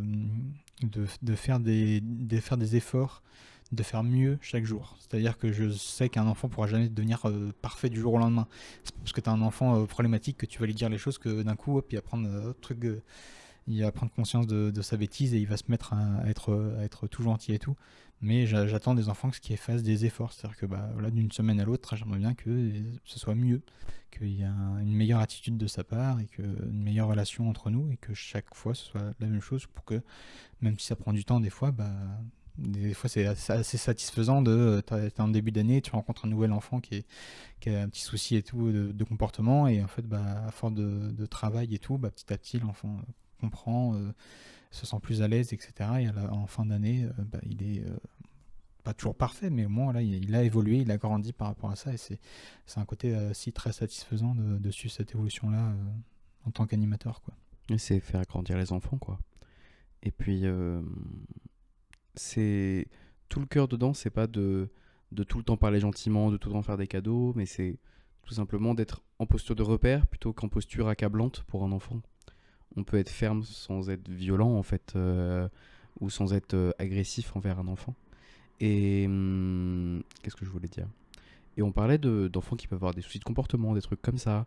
Mhm. Est-ce que toi, tu as réussi à avoir du dialogue avec les parents quand tu étais face à ce genre de soucis-là? Euh, Personnellement, pas trop, parce que je sais que je m'occupais pas souvent du tout de l'accueil du soir, du coup j'étais pas très souvent en relation avec les parents. Mais effectivement, c'est quelque chose. Bon, j'avais prévu de l'aborder plus tard, mais on peut l'aborder maintenant si tu veux. De la relation avec les parents, effectivement, c'est un aspect quand même qui est assez important pour bah, suivre l'évolution entre guillemets des enfants, dans le sens où bah, il y a l'aspect à la maison qui est géré, l'éducation gérée par les parents, l'éducation apportée par l'école, l'éducation apportée par les animateurs, qui sont un peu dans la vie d'un enfant les trois gros Et par aspects. les autres enfants aussi. Voilà, effectivement, oui, au quotidien, effectivement, ça rentre là-dedans. Mais voilà, effectivement, essayer d'avoir un minimum de cohérence entre ce qui est mis en place à la maison, les règles de la maison et les règles du centre de loisirs. Parce qu'après, ça aide pas du tout pour un enfant, par exemple, de se dire, bah, je sais pas, moi, chez lui, bah, les parents, ils sont très autoritaires, justement, ils vont plus ça sur le côté punitif que sanction, alors que centre de loisirs c'est l'inverse, et du coup ça crée chez l'enfant une sorte de dissonance entre le, le fonctionnement à la maison et le fonctionnement au centre, ils sont tellement différents qu'il ne sait plus trop où donner de la tête, quoi faire, et du coup il se retrouve avec des comportements derrière qui sont difficiles à gérer. Donc je sais que ouais, c'est quand même un aspect qui est assez important. Est-ce que, pareil, je te retourne un peu la question. Est-ce que toi, quelle est ta relation vis-à-vis des parents? Est-ce que tu as un travail de fait particulier pour faire en sorte que cette relation se passe mieux et avoir une cohérence entre les deux éducations, on va dire? Ouais. En fait, je pense pas qu'il y ait besoin d'avoir une cohérence absolue entre les deux, parce que avec les enfants avec qui ça m'est arrivé, c'est-à-dire que le périscolaire était euh, très laxiste ou à l'inverse trop autoritaire par rapport aux parents, mais en fait, les enfants le comprennent. Si la plupart des enfants avec qui j'ai parlé de ça, je leur dis ok, ça te fait bizarre peut-être, mais c'est juste que les deux organisations sont pas la même. Ça dépend des tranches d'âge bien sûr. En maternelle, c'est très difficile à entendre parce que mais à partir du CP, CE1, CE2, ça dépend des enfants. Ils sont tous à leur rythme, mais ils l'apprennent comme ça aussi quoi. Ils l'apprennent et dans tous les cas, ils l'apprennent déjà avec l'école en classe. Et même en maternelle, ils l'avaient déjà appris que les règles qu'il y avait avec les parents, c'était pas les mêmes dans la classe de maternelle ou c'était pas les mêmes dans la classe en LM. Et donc, ça peut parfois être un peu complexe, mais ça fait grandir l'enfant, quoi. Au final, ça rajoute un microcosme différent, une différente bulle sociétale avec des règles différentes. Ça peut être un apprentissage complexe, mais c'est nécessaire et c'est positif. Après, oui, il faut qu'il y ait quand même quelque chose qui soit en accord. Et je considère qu'il n'y a pas d'enfants problématiques, mais qu'il y a des... Parce qu'en général, quand il y a des enfants qui ont des soucis de comportement ou tout ça, c'est des comportements qui se retrouvent chez les parents, ou même sans forcément se retrouver chez les parents, qui sont parfois liés à de la neuroatypie ou tout simplement à l'enfant, quoi. Donc je vois pas ça comme un problème à régler, mais plus comme un passage de vie, qui... un passage complexe de vie, mais les enfants vont grandir et en sortir plus ouverts. Un passage plus difficile va leur apprendre plein de choses, quoi. Parce qu'ils vont être confrontés à des situations complexes, qui vont nécessiter de l'apprentissage pour en sortir. Donc, je réfléchis 2 secondes. Et du coup, le rapport aux parents, excuse-moi. Oui. Et du coup, je pense que c'est bien de parler aux parents, quoi. De leur dire ce qui se passe au périscolaire, ou en centre de loisirs, ou en séjour de vacances en colo, ou dans d'autres structures. Mais simplement leur dire, ok, votre enfant, il a fait ça. Des fois, on peut pas tout le temps. Quand il y a 400 parents qui passent pour récupérer leurs enfants, c'est pratiquement impossible. Mais de temps en temps, quoi. Et sans forcément le faire tous les jours, parce que ça peut être saoulant. Mais de faire un retour, quoi. Votre enfant, il a fait ça de bien, il a fait ça de moins bien. Quand c'est nécessaire de le dire, des fois, c'est pas nécessaire, mais d'indiquer. Et ça permet de valoriser l'enfant. De dire votre enfant il a fait ça de bien, c'est un truc qu'il a pas fait à l'école, qu'il a pas forcément fait chez lui, il a fait ça au périscolaire, peut-être qu'il vous en a parlé ou pas, puis ça peut créer des sujets de discussion qu'il y a entre les parents et les enfants indirectement, vu que c'est une activité des enfants, ça peut devenir un sujet de lien et d'intérêt des parents et donc renforcer les liens dans leur bulle familiale, quoi, telle qu'elle soit en fait. Je sais pas ce que t'en penses, toi. Ouais, non, moi je suis assez d'accord effectivement sur cette relation qui est quand même, mine de rien, assez importante pour comprendre certaines choses, pour essayer d'appliquer d'autres et tout. Donc c'est vrai qu'il ouais, il y a des choses. Genre par exemple, ça me fait penser à un moment, c'était, je crois que c'était pendant les vacances scolaires, où en fait on était en fin de journée, on était dehors, on venait de finir de prendre le goûter. Et à un moment, on voit une maman d'un enfant du centre, d'une petite fille, qui arrive du côté de l'entrée, c'était le portail extérieur. Et en fait, tu vois sa fille arriver vers elle, tu les vois discuter. Et en fait, à un moment, il y a, comme ça, sans comprendre pourquoi, tu as la mère qui prend son enfant et puis qui part avec comme ça. Mais sans prévenir quiconque et tout. Et du coup, moi, je vois ça, puis je suis en mode. J'avoue, j'étais un peu tétanisé. J'étais en mode, mais il se passe quoi? Mais qu'est-ce qui se passe et tout? Et heureusement, il y a une de mes collègues qui, contrairement à moi, elle a été réactive et du coup, qu'elle est voir la maman et tout. Et en Bien sûr, gros, ouais. ce qui s'est passé, c'est qu'en fait, l'enfant avait il y avait eu des discussions avec les animateurs parce que l'enfant avait eu voilà, des problèmes de comportement et tout. Et en fait, elle a raconté ça à sa mère. Du coup, sa mère, ça lui a pas plu. Et du coup, elle a pris son enfant et est partie avec et tout. Alors que, évidemment, l'idée c'était quand même s'il y a ce problème-là, pas de souci. Mais l'idée c'était quand même d'en discuter avec les animateurs pour mieux comprendre la situation et tout, avoir les différents points de vue, etc. Donc, Ouais, c'est vrai qu'il y ait une que. relation de confiance quoi, entre l'équipe animation éducative et les parents. C'est nécessaire, de toute façon, on travaille tous dans le même but, quoi. Oui, c'est ça. Mais ouais, très intéressant. J'aimerais revenir sur justement les relations aux enfants. On sait que tu l'as un petit peu évoqué, mais j'aimerais qu'on revienne dessus. Sur quoi, toi, ce que tu souhaites apporter, ce que tu souhaites apprendre, partager aux enfants via l'animation, est-ce que tu as entre guillemets, un but précis vis-à-vis de ça? Est-ce que tu as des choses en particulier que tu veux transmettre, je sais pas, des valeurs ou des connaissances, entre autres, que tu as envie de partager, quoi? Euh, je dirais globalement, c'est complexe comme question, hein. Ouais. Euh, le fait de, pas forcément d'accepter tout le monde, mais que d'accepter la différence et que même si elle ne nous plaît pas, que on puisse déterminer que si elle ne nous atteint pas, il n'y a aucune raison que ça nous énerve ou qu'on soit contre. Je sais pas si c'est super bien formulé, mais oui, tout simplement l'acceptation des différences, l'acceptation que tout le monde réfléchit différemment et que même si ça ne nous convient pas forcément, tant que ça ne nous touche pas directement, ça n'a pas d'impact sur notre vie et donc autant laisser les gens vivre et faire ce qu'ils ont envie. Ça, c'est hyper important, c'est Mm. majoritairement ce que j'essaye de transmettre. Et ensuite que euh, la plupart des problèmes peuvent se régler en discutant ou en arrêtant de se parler. Mm. Et que c'est pour moi les deux solutions les plus simples à mettre en place. Et quoi d'autre que peut-être quelque chose qui, moi, m'a manqué quand j'étais enfant, mais le fait que les enfants puissent se sentir écoutés. Qu'on ne les rabaisse pas à leurs conditions d'enfant en permanence. De façon péjorative, Oui. d'autant plus. Mais que tout, euh, tout en n'omettant pas le fait que c'est des enfants, c'est normal, c'est un état de fait, mais de leur dire que même si vous êtes des enfants, on vous prend au sérieux quand vous dites des choses.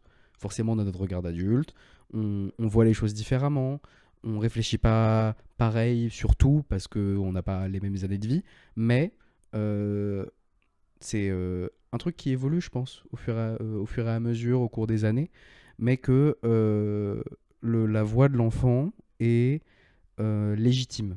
C'est une voix d'enfant, mais elle est légitime. Ça ne la rend pas moins importante qu'une autre. Ouais, je suis assez d'accord avec ça, effectivement. Parce que c'est vrai que c'est pas toujours pareil, c'est pas toujours évident. Un peu comme on disait plus tôt sur tout ce qui est les sanctions et tout, les statutes qu'on a. C'est vrai que des fois, on n'a pas envie de se prendre trop la tête et se dire, bon, c'est qu'un enfant, on s'en fiche et tout. Des fois, il y a un peu cette facilité qui peut venir à l'esprit et tout. Et puis, même, voilà, par exemple, dans ce que disent les enfants, c'est vrai que des fois, ils disent des choses qui peuvent, sur un premier temps, sembler un peu incohérentes ou pas utiliser le bon vocabulaire ou pas utiliser les bons mots et tout. Mais derrière, ça cache quelque chose qui est, ouais, qui peut être très important et tout pour l'enfant et tout, et que c'est sa façon à lui l'exprimer, effectivement, c'est aussi notre devoir essayer de comprendre ce qu'il veut, essayer de l'aider dans cette direction, quoi. Donc, ouais, je suis assez d'accord. Euh, et j'ai envie de dire, retourner un petit peu la question, qu'est-ce que toi, le métier d'animateur t'apporte à toi à titre personnel? Est-ce que ça te fait vivre, ressentir des choses? Est-ce que tu retiens des choses qui te servent, je sais pas, dans ton quotidien à toi et tout? Est-ce que tu apprends des enfants, par exemple, sur certains aspects? C'est quoi un peu toi, personnellement, comment tu vis un peu ton métier d'animateur? Majoritairement, je dirais que ce qui me repose beaucoup l'esprit, c'est que je je suis pas très à l'aise avec d'autres humains adultes. C'est un peu complexe, quoi. Hmm. Enfin, il y a beaucoup de trucs à décrypter, beaucoup de trucs à comprendre. Un peu flemme. Alors que des enfants, c'est pas moins complexe, mais c'est plus direct, c'est plus brut. euh, et, et ça repose énormément mon esprit, en fait. C'est des rapports sociaux que je trouve très enrichissants, où j'apprends beaucoup de choses, où je peux décrocher un peu, en fait, d'une certaine façon. Euh, passer du temps avec les enfants et ça me fait me sentir utile, quoi. Enfin, c'est littéralement participer à ce qu'un enfant devienne un adulte plus tard, bien formé, et bien, comment dire, qui se sente bien. C'est participer à ça. Donc ça me valorise. En fait, moi, dans ma confiance en moi, je me sens utile. Et j'avais jamais ressenti ça avec un autre métier. C'est pour ça que j'ai continué de faire de l'animation. De base, je voulais faire ça quelques mois, histoire de me stabiliser un peu, enfin, pour vivre un peu, histoire de revenir plus tard un peu dans l'agricole. Mais au final, en fait, ça fait 1 an et demi que je dis que j'arrête dans 3 mois, donc Mm. bon, c'est un peu mal barré pour l'instant. Ouais. Et, et quoi d'autre? Dans ce que j'apporte aux enfants? Dans ce que... Non. Non, ce que les enfants Dans t'apportent. ce que les Vraiment, enfants m'apportent. c'est Voilà, oui, l'inverse pardon. Mm. de la question d'avant, quoi. Et je pense que ça m'aide beaucoup à soigner mon enfant intérieur. Mm. Je reconnais j'en parlais tout à l'heure, mais de, d'apporter des réponses à ces enfants-là, des réponses que moi j'aurais eu besoin. Et donc pouvoir me dire plus tard que euh, peut-être que si un jour ils se retrouvent dans les mêmes situations que j'ai pu traverser étant enfant, eh ben ils auront peut-être une clé ou un petit passe-partout différent qui pourra les aider un peu plus et qui soit un peu moins dans l'errance et dans du mal-être que va traverser dans tous les cas tout enfant et tout adolescent. Mais si ça peut se passer de la meilleure des façons possibles et en les mettant le plus en sécurité et avec le plus de portes de sortie, c'est hyper important des portes de sortie pour les enfants. Ça les décloisonne, ça leur ouvre l'esprit, même quand on leur parle, quand on leur propose des activités, même quand on leur explique des façons de faire, une organisation, pouvoir leur dire, leur laisser champ libre au maximum aux alentours.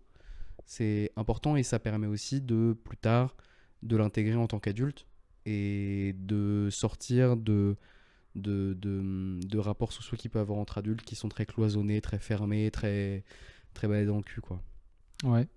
Ouais, je suis assez d'accord avec toi, effectivement. Il y a. Oula, petit souci. Ça rejoint, pardon, ce qu'on disait un petit peu plus tôt aussi sur le fait que il y a vraiment un sentiment des fois de fierté qui se dégage quand tu vois l'évolution d'un enfant et tout. Alors moi, je suis jamais resté vraiment sur du long terme dans une structure, mais quand un certain temps plus tard, tu vois l'enfant qui revient vers toi en me disant bah tiens, je me souviens de l'activité qu'on a faite ou du discours que tu avais eu à l'époque, bah ça m'a marqué et depuis, grâce à ça, j'ai réussi je sais pas, apprendre de nouvelles choses, à découvrir de nouvelles choses et tout. Je reprends moi un exemple concret, c'est j'avais fait découvrir un jeu de société à un groupe d'enfants et en fait il y en a un d'entre eux qui a super rapidement qui a adopté le jeu et qui le trouvait génial et il est devenu très fort au jeu et tout et lui il était super content quand on y jouait et tout. Et il y a eu un moment où malheureusement lui et sa sœur ont dû quitter le centre parce qu'ils allaient déménager, je crois que c'était en Corse, donc vraiment pas à la porte à côté. Et avant de partir, on a fait, il a fait les au revoir et puis il m'a remercié une dernière fois en me disant bah, merci de m'avoir fait découvrir ce jeu. Du coup, j'ai demandé à ma famille d'en acheter un, que je pourrais continuer à y jouer et tout. C'est vrai que ce petit truc-là, bah, toi, t'es content. Tu te dis, ah là, il y a un enfant qui se souviendra de moi toute ma vie, qui dans 10 ans racontera, bah tiens, ce jeu, c'est un animateur de mon centre de loisirs quand j'étais petit qui me l'a fait découvrir et tout. Moi, ça me fait penser aussi à. Les enfants de La Chapelle-sur-Erdre de ma génération s'en souviendront. Il y avait un animateur qui s'appelait Franck et qui était, genre, je pense, d'assez loin l'animateur le plus connu, le plus respecté, le plus adoré de toute la ville.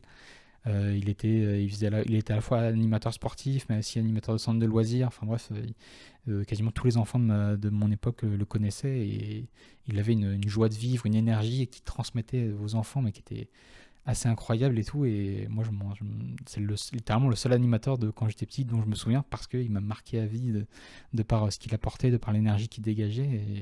Et ouais, il m'a aidé dans mon parcours et tout à ce niveau-là. Donc, non, je trouve que c'est effectivement important aussi là-dessus, quoi.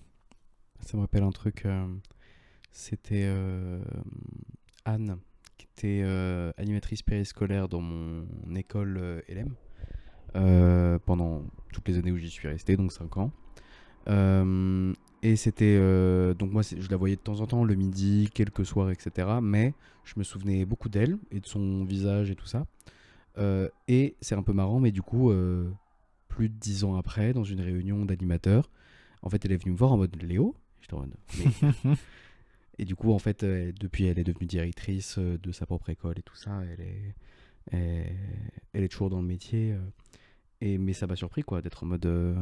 Ah, je me souvenais de cette personne quand j'étais enfant, c'était un bon souvenir, et maintenant on fait le même métier, quoi, pratiquement. Donc, Ouais. Ah ouais, j'ai vécu ça justement avec cet animateur-là, Franck.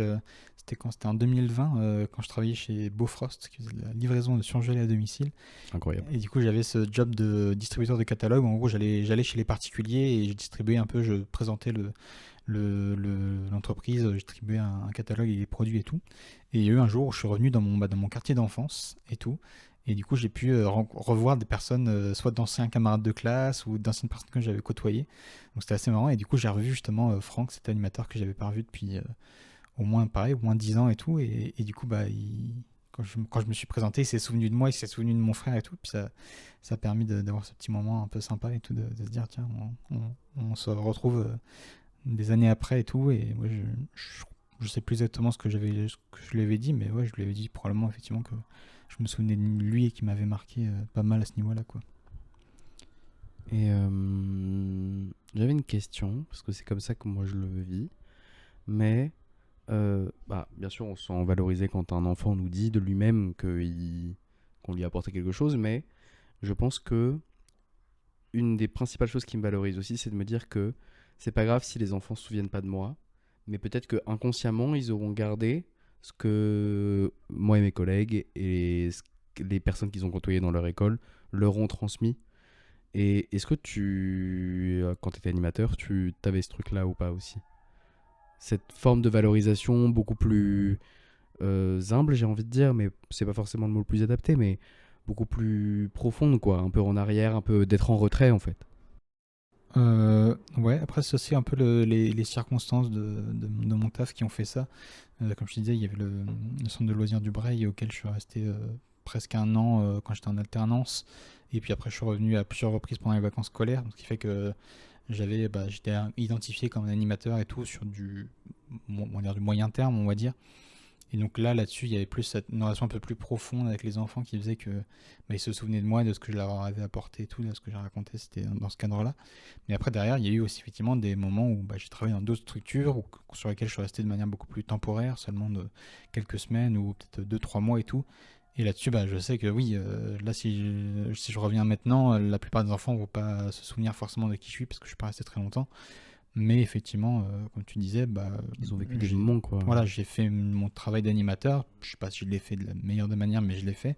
Je me considère pas comme un mauvais animateur. Juste que je peux avoir des lacunes en tant qu'animateur sur certains aspects, mais pour autant, je considère que j'ai une base suffisamment solide pour faire le taf, on va dire. Et du coup, je me dis, bah voilà, au moins j'ai fait le taf et tout. Et puis après, voilà, s'ils se souviennent de moi, tant mieux, parce que c'est vrai que c'est quand même agréable quand un certain temps après, les enfants se souviennent de toi.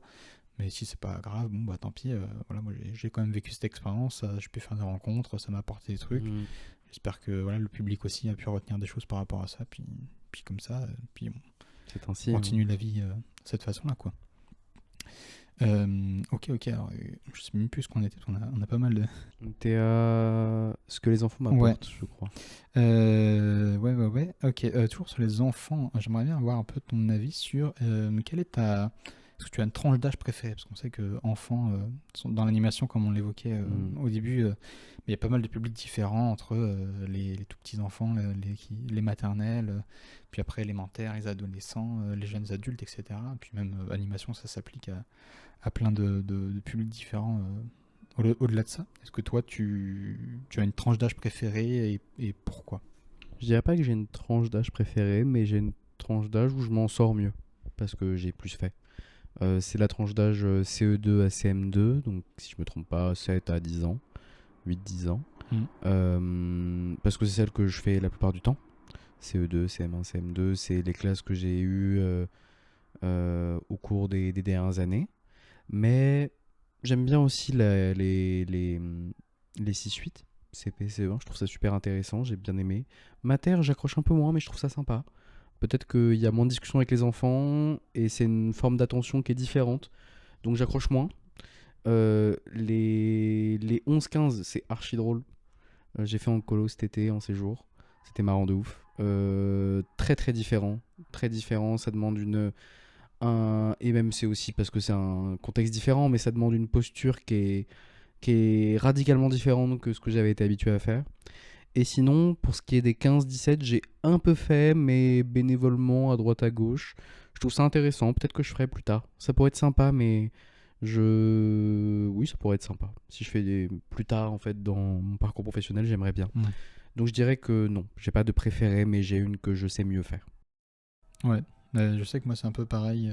Justement, comme je disais avant, j'ai pu toucher à pas mal de tranches d'âge et tout. Par exemple, pour l'anecdote, moi j'ai commencé avec les ados, ça a été mon premier public, donc les 11-15 ans, et j'y arrivais pas. Euh, Aussi de par le fonctionnement du club ado dans lequel j'étais, c'est-à-dire que c'est un club ado où en fait les ados sont indépendants vis-à-vis du club, c'est-à-dire qu'ils viennent et ils repartent un peu comme ils veulent et tout.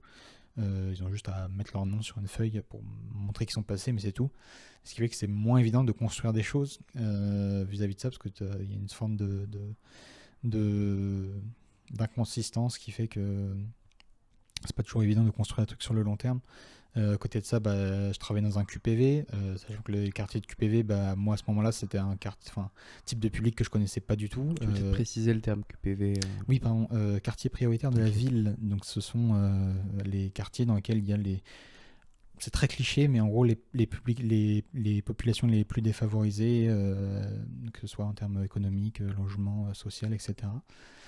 Du coup, c'est pour ça qu'il y a des. Enfin, normalement, la ville, par principe, est censée mettre plus de ressources dans ces quartiers-là pour les aider à s'en sortir. Bon, c'est pas toujours le cas, mais sur le papier, c'est un peu comme ça qu'on les présente. Et du coup, ouais, j'ai travaillé avec des ados de ce genre de quartier. Et du coup, c'est un public avec lequel j'étais pas du tout habitué, parce que moi, j'ai pas du tout grandi dans ce cadre-là.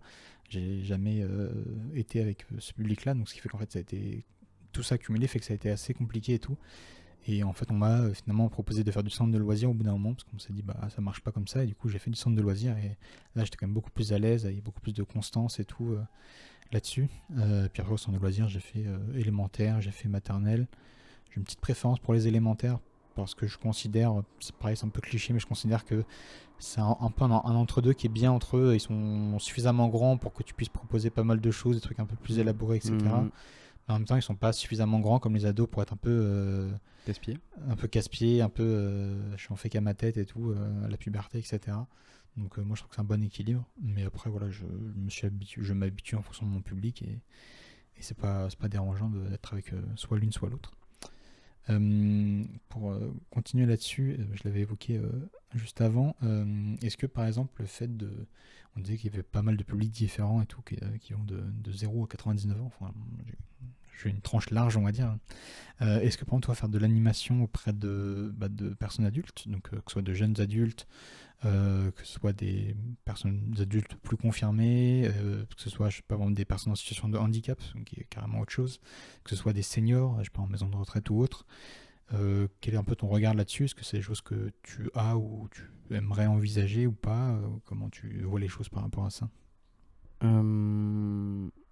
Sur des personnes en situation de handicap, j'ai eu, mais sur des enfants, de l'inclusion et tout ça. Sur des adultes, en fait, ça rejoint ce que je te disais tout à l'heure. Les rapports avec les adultes, j'ai du mal ça me fatigue beaucoup plus que les rapports avec les enfants. Donc je pense que je pourrais, et ce serait intéressant. Et je l'ai fait un peu sur certaines activités très précises, quoi. Jeux de rôle, jardinage, enfin jardinage, horticole. Donc j'ai un peu fait. Donc je sais faire. Mais j'accroche beaucoup moins qu'avec les enfants. En vrai, c'est juste que je me sens plus à l'aise avec les enfants. Je me sens plus à même de rigoler, de les faire rigoler, de leur transmettre des choses. Donc non, ça correspond pas trop à mes à la façon que j'ai de transmettre les choses et à ce que j'ai envie de faire. Mais c'est tout autant intéressant et tout aussi comment dire. Et ça répond à des problématiques qui sont très similaires à ce que nous on vit. C'est le même. Ça répond aussi à des problématiques très intéressantes sur lesquelles il faut se pencher. Ouais.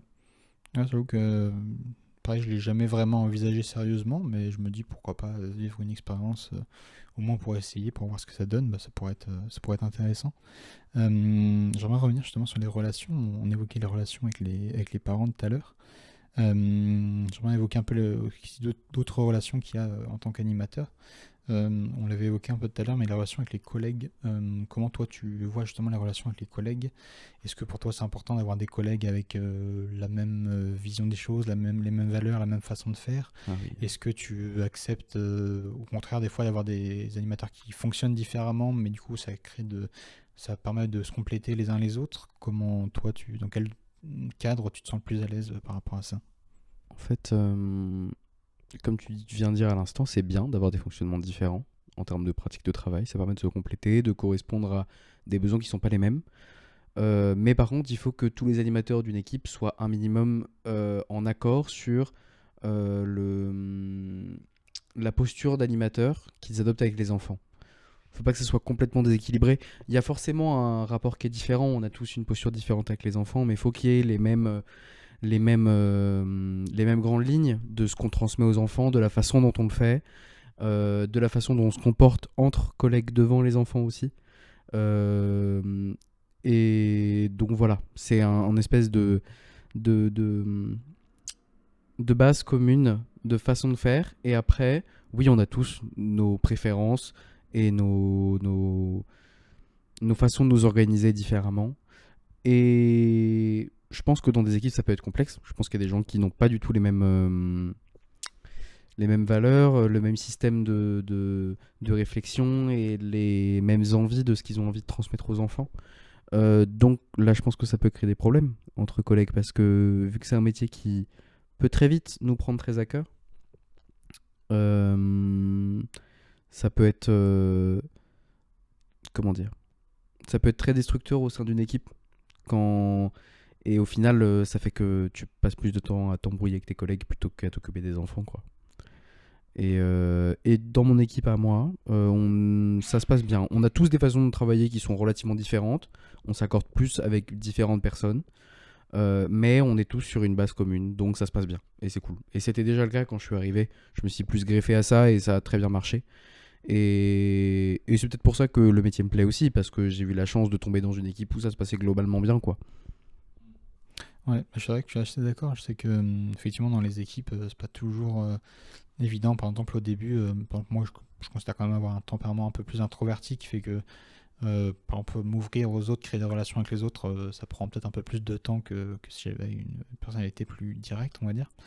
Ce qui fait que ouais, je sais que même tu vois, par exemple au Braille où j'ai passé beaucoup de temps, moi je sais que pendant un bon moment, bah, j'avais un peu du mal à nouer des relations avec mes collègues et tout, même que ce soit uniquement du point de vue professionnel.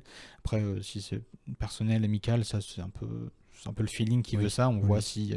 si oui ou non on peut devenir un pote à l'extérieur, mais c'est vrai que c'est pas toujours forcément évident. Et effectivement, ouais, à force de discuter, d'échanger, tu comprends mieux la personne, comment elle agit et tout. Et après, tu essaies de trouver une sorte de cohérence entre vos façons de faire, vos façons de penser. Et effectivement, comme tu le disais, ça facilite beaucoup de choses vis-à-vis de la relation aux enfants. Et aussi un autre aspect que je voulais évoquer, c'était celui de la communication, parce que je sais que j'avais entendu des histoires de collègues où il y avait des gros soucis de communication entre certains membres d'équipe et tout, ce qui avait créé des problèmes assez majeurs et tout. Je sais que moi, personnellement, il y avait, c'était justement ma dernière expérience dans l'animation il y a un peu plus d'un an, je vais pas dire qui m'a dégoûté de l'animation, qui m'a mis en pause, qui a fait que j'ai mis en pause l'animation parce que je l'avais pas hyper bien vécu. C'était en gros j'étais dans un centre où en fait il y avait l'équipe. On va dire que au début ça se passait bien. Pareil, j'étais pas hyper connecté avec l'équipe, mais voilà, j'arrivais quand même à faire les choses et tout correctement. Et en fait, il y avait notre directeur, lui il était en formation, du coup il y avait des semaines entières où il n'était pas là et tout. Et en fait, à un moment, au bout de presque 2 mois, j'ai fait un point avec mon directeur. Et en fait, il m'a dit, il a fait un peu remonter tout ce qui allait pas dans ma posture en tant qu'animateur. Et comme il n'était pas là, il m'a dit c'est les autres membres de l'équipe qui m'ont dit ça. Et là, j'avoue, j'étais un petit peu choqué dans le sens où, en fait, tout simplement, moi, j'étais pas au courant de ça. C'est-à-dire qu'à aucun moment, les membres de l'équipe sont venus me voir, même sur des temps off ou même sur des temps de prépa, sont pas venus me voir pour me dire, bah tiens, voilà, Arthur, j'ai noté ça dans ta posture, faudrait qu'on revoie les choses, enfin bref, peu importe, mais en fait, il y a aucun moment il s'est passé ça, et du coup, je suis un peu en mode, bah ouais, c'est pas cool quand même. C'est-à-dire que le directeur, vous dites des choses au directeur, mais vous pensez pas à me les dire à moi en priorité. Peut-être que ça aurait été bien de me le dire, parce que si vous voulez que je m'intègre mieux dans l'équipe, que je vous donne vraiment un coup de main et tout, parce que effectivement, c'est vrai que quand tu es un peu nouveau et tout, que tu ne connais pas forcément toujours le fonctionnement, bah, le temps que tu t'intègres, les collègues, des fois, ils doivent peut-être un peu plus donner de leur personne pour compléter un peu ce que tu fais. Mais du coup, si vous voulez que je les aide, bah, il aurait dû me le dire, ils l'ont pas fait. Du coup, c'est vrai que ça m'a fait un peu me dire que, ouais, comme je disais, ouais, la communication, c'est quand même important. Et si on veut réussir à s'en sortir, faire un truc, au moins un minimum de cohésion d'équipe pour faire bien les choses, bah, c'est important ce point-là, quoi. Et puis même, c'est important de renvoyer une image aux enfants qui est stable, quoi. De leur dire, ok, voilà, vous êtes sous notre responsabilité, c'est nous qui assurons votre sécurité sur ces temps-là.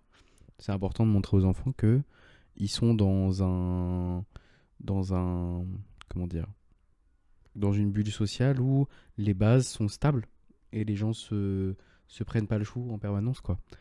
Et par contre, ça peut être bien aussi de leur dire, voilà, on peut être en désaccord, mais voilà comment on fait quand on est en désaccord. Mais du coup, oui, en fait, quand tu as une équipe entre collègues où c'est instable, où il y a des non-dits, où ça parle un peu dans le dos et tout ça, en fait, les enfants le sentent même indirectement, quoi. Mm. Ils sentent qu'il y a un déséquilibre, et c'est stressant, en fait. Donc, et pour les façons de communication, ça dépend. Dans notre équipe à nous, je pense que on est tous un peu grande gueule. Du coup, on arrive tous à dire quand il y a besoin et on s'écoute. Il y a des équipes où je sais que c'est plus, ils font des réunions très précises, où ils se laissent chacun la parole pour discuter, où c'est par exemple des personnalités qui ne sont pas forcément toutes au même niveau d'expression. Je pense que ça dépend et que c'est en grande partie le taf d'un directeur ou d'une directrice de savoir gérer ses équipes, de trouver l'outil le plus adapté à instaurer une communication saine et efficace, quoi, dans son équipe. Bah, ça tombe bien parce que c'était justement le sujet de ma prochaine question. Ta relation vis-à-vis de la hiérarchie, justement par rapport à la direction et tout. Comment toi tu vis les choses, quelle est ta vision des choses par rapport à ça? Est-ce que tu es en bon terme avec ton directeur? Quel est un peu ton type de directeur ou de directrice idéal et tout? Quel est ton regard par rapport à Je ça? te passe un top des meilleurs directeurs. Ouais. Non, plus sérieusement, je m'entends bien avec le directeur de mon école. On s'entend même très bien. Il m'a appris beaucoup de choses et tout ça. C'est important d'avoir un directeur une directrice qui est incluse dans l'équipe, qui arrive à discuter et qui n'est pas complètement déconnecté du terrain non plus, pour réussir à comprendre quelles sont les véritables problématiques qu'ont les animateurs sur le terrain, que ça soit peu importe la structure d'accueil d'ailleurs, hein, la structure d'encadrement. Et au-dessus des directrices et tout ça, tout ce qui est cordeau, je ne me prononcerai pas, mais j'aurais tendance à dire que j'aimerais qu'il y ait un regard plus alerte sur les difficultés de terrain des animateurs. Des animateuristes qui sont tous les jours avec les enfants. Voilà. Ouais. Est-ce que tu veux un peu creuser sur cette thématique-là? Sur les problématiques de terrain? Ouais. Je l'avais pas mis dans mon déroulé, donc si tu veux en parler, vas-y. Globalement, ça va être nos besoins au niveau de la préparation pour tel ou tel événement qui arrive tout particulièrement, comment dire, un truc exceptionnel. Ça peut être aussi les besoins qu'on a en termes de formation. On nous demande d'être sur beaucoup de sujets différents à transmettre aux enfants. Dans le projet éducatif de territoire, il y en a 7, 8, une dizaine que je pourrais pas tous te dire, mais qui sont tous très diverses. Et donc aussi être alerte sur les besoins en formation et les besoins en formation des nouveaux animateuristes qui arrivent, vu que c'est un métier où il y a beaucoup de turnover. Et quels sont les autres besoins qu'on peut avoir simplement après nos revendications en tant que salarié. Voilà. En vrai, on se débrouille pas trop mal, mais c'est un métier qui est en constante évolution, qui n'est pas très valorisé au vu de... Enfin, tu le sais bien, mais qui n'est pas très valorisé au vu de la charge de travail et de ce qui est demandé. C'est un peu mon cas, mais je sais pas trop pour toi, mais j'ai du mal à dire je suis animateur, quoi. Enfin, pour moi, j'ai encore cette image-là, et même c'est pas mal ce qu'on m'a fait ressortir en miroir, mais c'est en mode ah oui, tu fais de la garderie, quoi. Oui. Oui, oui, je fais grave de la garderie. J'ai Oui. déjà entendu ça aussi de mon côté. Ouais. Du coup, je dis, je travaille avec les enfants dans les écoles. C'est un peu plus long, mais c'est moins connoté de façon négative. Mais après, je devrais en avoir rien à faire, en vrai. Mais c'est un peu plus complexe que ça. Bref, je sais pas si j'ai développé de façon assez claire. Ouais, non, effectivement, c'est intéressant En regardant mon droit de réserve. D'un point de vue un peu plus global sur le métier, sur un peu ce qu'on demande et tout. C'est vrai qu'il y a un peu des fois la structure vis-à-vis de la hiérarchie supérieure et tout, peut y avoir un peu cette différence entre ceux qui vivent la chose sur le terrain et ceux qui sont, je pourrais faire un truc un peu cliché, mais ceux qui sont dans les bureaux à décider de tout et tout, et qui sont pas conscients du tout de comment ça se passe réellement sur place et tout. C'est le... Mais dans tous les cas, les animateurs s'en sortent pour garantir la sécurité des enfants, mais c'est plus pour réellement qu'on ait les outils adaptés pour que nous, ça soit moins épuisant et qu'on puisse faire notre travail plus efficacement et pour limiter la marge d'erreur, quoi. On peut donner d'autres personnes pour assurer un cadre qui apporte des choses aux enfants et qui garantissent qu'ils se sentent bien physiquement, psychiquement. Mais à force de tirer sur la corde, en fait, ça laisse une très grande place à l'erreur bête et aux faits divers, mais juste parce qu'on a moins de moyens de s'assurer que tout se passe bien, quoi. Ouais, je suis assez d'accord. Pour finir là-dessus, justement, est-ce que toi, par exemple, le fait de monter en hiérarchie, de prendre plus de responsabilités, devenir directeur, voire au-dessus, c'est quelque chose que tu envisagerais ou pas? Et si oui, pour quelles raisons? Est-ce que par exemple, il y a justement des trucs qui, dans ton métier d'animateur, sont trop limités, que tu peux pas mettre en place et que, via le fait de monter en grade, te permettrait d'avoir un peu plus de liberté vis-à-vis de ça? Ouais, je réfléchissais. C'est mes réflexions du moment. Les postes de direction m'intéressent parce qu'il y a tout le côté lié à la gestion d'une équipe, à la gestion des besoins, autant en périscolaire qu'en séjour de vacances. Et en centre de loisirs, j'attends de voir. En fait, j'ai pas assez travaillé en centre de loisirs pour savoir. Ça m'intéresserait peut-être des postes d'adjoint de direction ou de directeur en ACM. Pas forcément maintenant, c'est sûr. Mais dans un futur à 5, 6, 7 ans, si je suis encore dans ce milieu-là, peut-être ouais.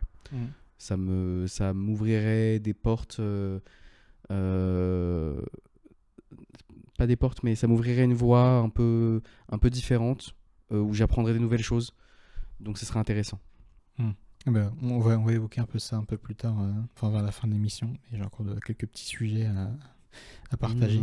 D'ailleurs, juste pour apporter mon témoignage sur cette question-là, c'est marrant parce qu'il y a un de mes tout premiers formateurs dans l'animation et tout. Lui, assez rapidement, il m'a dit tu vas devenir directeur. C'est-à-dire que pour moi, il voyait une trajectoire où assez rapidement, j'allais accéder au poste de direction parce que j'avais je sais pas moi, une vision des choses, une façon d'être qui faisait croire que c'était le poste qui me convenait. Donc bon, pour l'instant, ça ne prend pas la direction, même si j'écarte pas complètement le fait de partir là-dessus. Mais c'est vrai que c'était assez marrant d'avoir cette réflexion-là, de tout de suite, le gars, il me dit, bah hop, toi, tu vas devenir comme ça. Je vois cette trajectoire pour toi, quoi.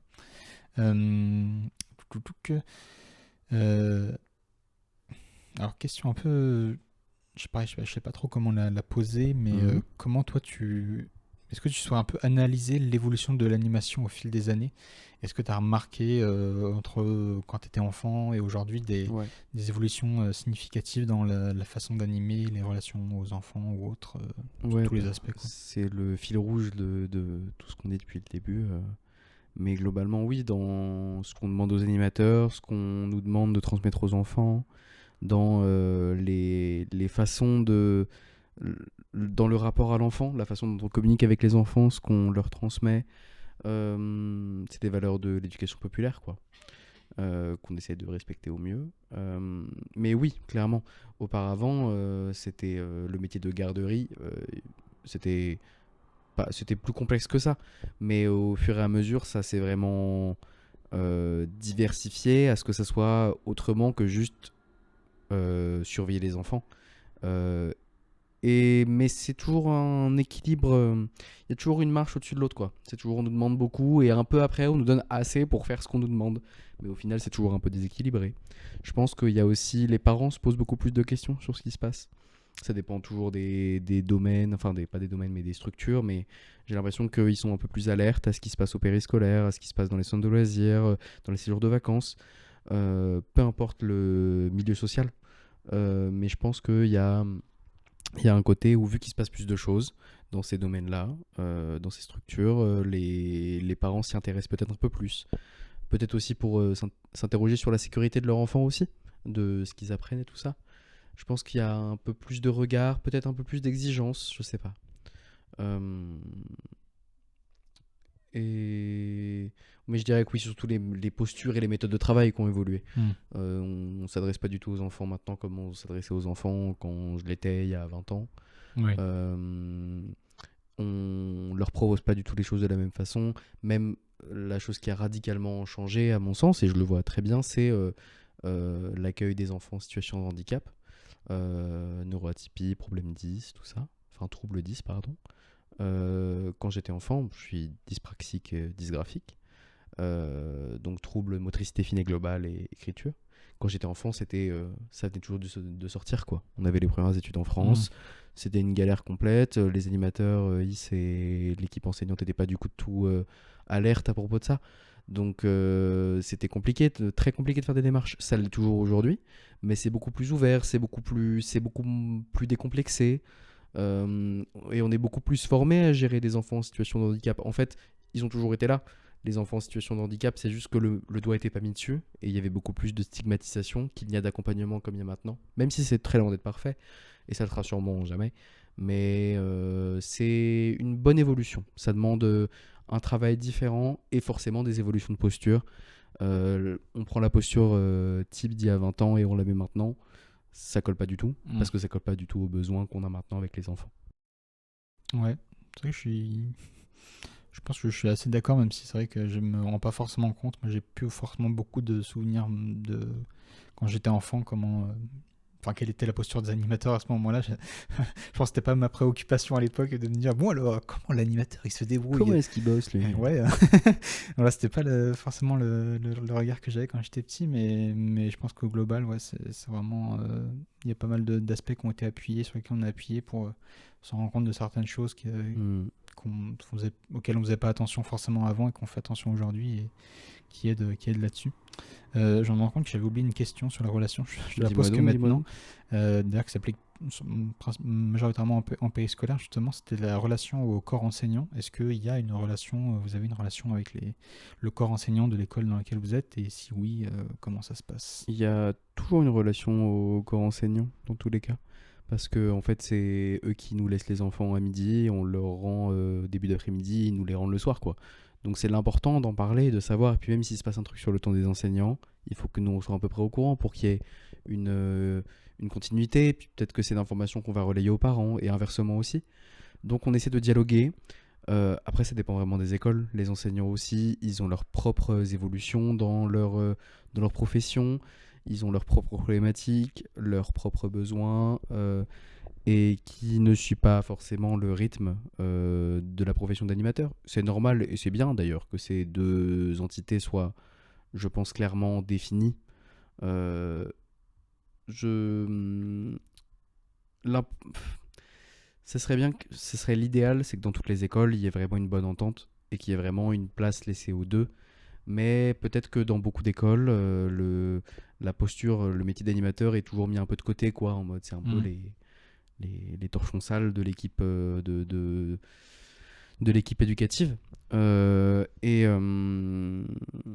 du coup, oui, dans notre école, ça va. On arrive à discuter, on n'est pas forcément d'accord sur tout, mais il y a au moins un collègue qui s'entend bien avec chaque enseignant-enseignante, donc ça va. Ouais. Mais oui, en fait, les profs, comme les animes, c'est deux mondes professionnels qui sont en constante évolution de par leur nature profonde et qui nécessitent en permanence d'adapter notre posture et nos méthodes de travail. Donc sur ça, on se rejoint et je pense que ça peut permettre parfois en se reconcentrant sur le caractère commun, c'est-à-dire l'enfant, le bien-être de l'enfant, ce qu'il apprend, comment il grandit, ça permet de vraiment faire abstraction de nos visions personnelles, et de se concentrer sur ce qu'on peut faire de mieux pour l'enfant. Pas archi clair ma façon de l'expliquer. Mais... Ouais, si, non, c'est plutôt clair, effectivement, la relation que t'expliquais. Donc, non, ouais, c'est intéressant, effectivement, de voir la chose de cette façon et plutôt à raison. Donc merci pour ce témoignage. Alors, faut que je retrouve mon truc. Tac, ok. Alors, justement, c'est le moment de parler des colos. Alors, je sais pas pourquoi je l'ai mis là, mais on l'aborde maintenant. Toi, tu as vécu de la colo. Comment, justement, 6 jours de vacances. tu analyses un peu cette expérience colo? Quelles sont un peu les différences majeures qu'il y a entre le périscolaire et ça? Est-ce que dans la relation aux enfants, dans les activités mises en place, dans la relation aux collègues, voilà, quels sont un peu les différents aspects que toi, tu as retenus de cette expérience? Majoritairement, c'est l'intensité. Enfin, tu t'imagines bien, mais là, c'était un séjour de vacances plutôt court, quoi. C'était 2 semaines. Mais c'était en tente, dehors, on faisait à manger avec les jeunes. C'était des 11-15, comme je te disais tout à l'heure. On faisait à manger avec les jeunes, on faisait des activités avec eux. Ils dormaient dans les tentes à côté des nôtres et tout ça. Donc en fait, t'es en permanence en émulation. Après, en activité, pardon, en éveil, ça demande moins de... comment dire? Après, c'est aussi la tranche d'âge qui fait ça, mais il y a une capacité à laisser les enfants un peu plus libres, un peu plus faire leur truc. Mais en même temps, ça demande à être encore plus vigilant parce que c'est pas cloisonné, quoi. Oui. Ça peut partir dans tous les sens et tout ça. Donc j'avoue que les journées de 8h jusqu'à 2h, c'était pas dingue. Et un peu fatigant, et que le sol, c'est un peu dur dans les tentes. Mais en vrai, ça va. Et surtout, c'est que tu fais tout le temps des trucs, quoi. Il y a des moments de repos, des temps libres et tout, mais ça, vu que c'est des moments de vie quotidienne, ça laisse des discussions qui sont radicalement différentes que celles que tu peux avoir dans le milieu scolaire. C'est encore une fois une bulle sociale différente qui est amenée aux jeunes, à l'enfant, et donc il y a forcément des choses super intéressantes à retirer. Donc bonne expérience, très fatigante, je ferai pas ça toutes les semaines. Mais pour tout anime, je pense que c'est une expérience à faire, parce que ça te pousse au maximum de ce que ça va te prendre comme énergie dans une journée. Après, l'avantage de ça, c'est que c'est quand même une période de temps très intense mais très courte. Et il y a moins le stress que tu peux avoir en centre de loisirs ou en périscolaire, de faire des activités sur du long terme et tout ça. Je sais pas, c'est différent. J'aime bien les deux. Je referai sûrement des séjours de vacances. Probablement l'été prochain, tout ça. J'essaierai de m'arranger. Mais j'aime bien, j'ai bien aimé. Ouais, effectivement, ce que tu disais avant, ça résonne un peu en moi dans le sens où, comme je disais au début, moi, la seule expérience de colo que j'ai failli faire, je l'ai pas faite finalement, mais je maintiens le fait que si je reste dans l'animation, j'ai envie de vivre une colo au moins une fois pour justement me rendre compte un peu de ce que ça fait de vivre cette expérience, de ce que ça peut m'apporter, de ce que ça peut me rendre compte sur moi-même et tout, etc. Donc non, je pense que c'est une expérience assez unique à vivre en tant qu'animateur et tout. Pour poursuivre, Gérard, là-dessus. On parlait des colos dans le sens, souvent les colos c'est des endroits où on part assez loin, enfin plus ou moins loin, mais on quitte un peu son cocon familial pour aller vivre ailleurs et tout, le temps d'une période, une semaine, 2 semaines ou plus, bref. Et du coup ça me fait penser, est-ce que faire de l'animation par exemple à l'étranger, ce serait quelque chose qui pourrait te plaire, sachant que ce serait, je sais pas, soit avec un public français, mais un séjour à l'étranger, soit dans un autre pays ou auprès d'un public local. Est-ce que c'est quelque chose pareil que tu aurais envisagé, qui te plairait ou pas? Carrément. C'est alors pas trop envisagé parce que j'y avais pas réfléchi, mais ce serait une expérience super intéressante. Ça dépend de l'endroit, ça dépend de la durée, bien sûr. Mais oui, en fait, ça permet d'apporter des choses aux jeunes, à l'enfant. La difficulté après, c'est que c'est un contexte qui est différent pour nous en tant qu'animateurs. Donc peut-être qu'on peut avoir à réfléchir en amont à des choses qui viendraient naturellement si c'était en France. Donc ouais, je pense que c'est une démarche différente en termes de préparation, dans un contexte différent, donc ce serait intéressant. Pourquoi pas? Ouais, mais moi je pense que pareil, j'aimerais bien essayer aussi, parce que j'ai eu l'opportunité en tant qu'enfant et même adulte, de pas mal voyager et tout, donc ça pourrait être un truc assez sympa à vivre et tout, donc ouais, intéressant. Ça m'a fait penser aussi une autre question est-ce que tu as une saison préférée en tant qu'animateur? Une saison? Oui. Non, j'en ai pas. Non, tu t'en fiches. Ouais. C'est vrai En que fait, il y a des trucs différents à faire. J'aime bien être dehors, qu'il fasse beau ou qu'il fasse froid. Mes activités, je peux les faire peu importe la période de l'année. C'est juste qu'elles se font de manière différente. Non, ouais, j'ai pas de préférence, j'avoue. ok. Je sais que moi j'ai peut-être une petite préférence pour les périodes un peu plus estivales et tout, printemps, Ouais, été, j'entends, ouais. parce que les journées sont plus longues, un peu ce cliché de se dire le soleil ça apporte un peu le bonheur et tout. Même si il peut y avoir des situations où quand c'est un peu une situation un peu critique où justement il fait trop beau, trop chaud, du coup ça me Ouais, fait là, penser où il y a un moment on était une journée où il faisait tellement chaud qu'on avait gardé les enfants à l'intérieur pendant toute la journée et en fait ça avait créé des une tensions. espèce de cocotte minute où en fait ça crée de la tension et Mm. il y a un jeune enfant qui s'est ouvert la tête sur un radiateur parce Ah qu'il ouais, s'était fait pousser par sa camarade et tout. ils étaient Donc, tous sous tension, quoi. ouais. Donc, C'est complexe, hein. donc voilà. Mais c'est pour ça, pour avoir le bon équilibre entre pouvoir profiter de l'extérieur, de l'intérieur et tout, c'est quand même plutôt sympa quand même. Ouais, de plus en plus avoir des jours à 40 degrés en complète canicule au cours des prochaines années, mais c'est vrai Mm. que le loup glacé sous 40 degrés en plein mois de juin, c'est pas dingue. Oui, je suis d'accord. Les piégés, ils vont se libérer rapidement parce que ils seront pas gelés très longtemps, je pense. Euh, ok, bah écoute, on va arriver petit à petit à la fin Mhm. de notre émission. Mais justement, j'aimerais évoquer, comme je t'avais dit tout à l'heure, un peu le futur. Est-ce que, bah, toi, par exemple, le métier d'animateur, c'est quelque chose que tu envisagerais de faire toute ta vie ou non? Et si oui, est-ce que ce serait toujours au même poste? Est-ce que, comme on l'a évoqué un peu plus tôt, tu aimerais évoluer, tester d'autres choses et tout? Comment tu vois l'avenir par rapport à ça? Je sais pas vraiment. En fait, c'est la première fois que je trouve un métier où je m'ennuie pas, où je me lasse pas au bout de quelques mois, quelques semaines, ou quelques. Donc là, en fait, ça me plaît toujours autant. Je trouve toujours de l'intérêt. Donc, tant que ça me plaît, je vais continuer. Tant que je peux en vivre, je vais continuer aussi, bien sûr. Et pour en vivre, il faudra que je me diversifie, que je fasse différentes structures, que peut-être que je fasse de la direction, que je m'organise différemment. Donc sur le long terme, ça va forcément être amené à évoluer. Et du coup, mais c'est bien parce que si c'est amené à évoluer, ça veut dire que je m'ennuierai moins et que j'aurai envie de faire ce métier plus longtemps. Et ça m'arrange parce que j'aime beaucoup ce métier. Ok, eh ben, très cool. Est-ce que, pour finir là-dessus, est-ce que par exemple devenir animateur spécialisé, quelque chose qui te plairait ou pas, le fait de vraiment te concentrer sur un domaine en particulier parce que c'est le truc qui t'inspire le plus, te plaît le plus, ou est-ce que le fait d'avoir au contraire une polyvalence et de toucher un peu à tout, c'est ce que tu préfères? Ah oui, largement la polyvalence. En fait, on peut faire souvent les mêmes choses en tant qu'animateur, mais toutes les journées se ressemblent pas. Et je pense que ne faire qu'une seule activité, forcément je la ferais bien et j'aurais plus de temps pour le faire, peut-être, je sais pas. Mais à l'heure actuelle, ce qui me plaît vraiment dans ce domaine, c'est que les journées ne se ressemblent pas et que je peux organiser et faire des choses différentes tous les jours.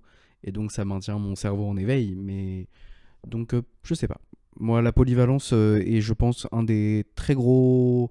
Enfin, la diversification de ce qui se passe dans tes journées, je trouve que c'est un des gros points forts du métier d'animateur. Mm. Ouais, bah, je suis un peu dans la même veine, effectivement. De manière générale, je suis quelqu'un qui aime toucher à tout, donc pareil, quand je suis animateur, j'aime bien faire un peu des trucs différents et tout, donc je me vais pas forcément spécialiser sur une chose, mais en tout cas, ouais, c'est intéressant, effectivement, de plutôt Mhm. fonctionner comme ça, effectivement. Est-ce que tu as des anecdotes à raconter pour finir, des choses, je sais pas, des discussions que tu as eues avec certains enfants, des situations qui t'ont marqué et tout, petits trucs à raconter? Je réfléchis un peu.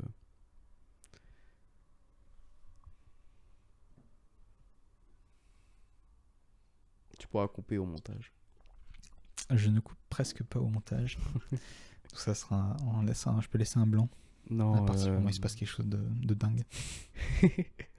c'est complexe de sortir un truc précis comme ça. En fait, c'est plein d'interactions avec les enfants que je trouve intéressantes, quoi. Qui me racontent leur journée, tout ça.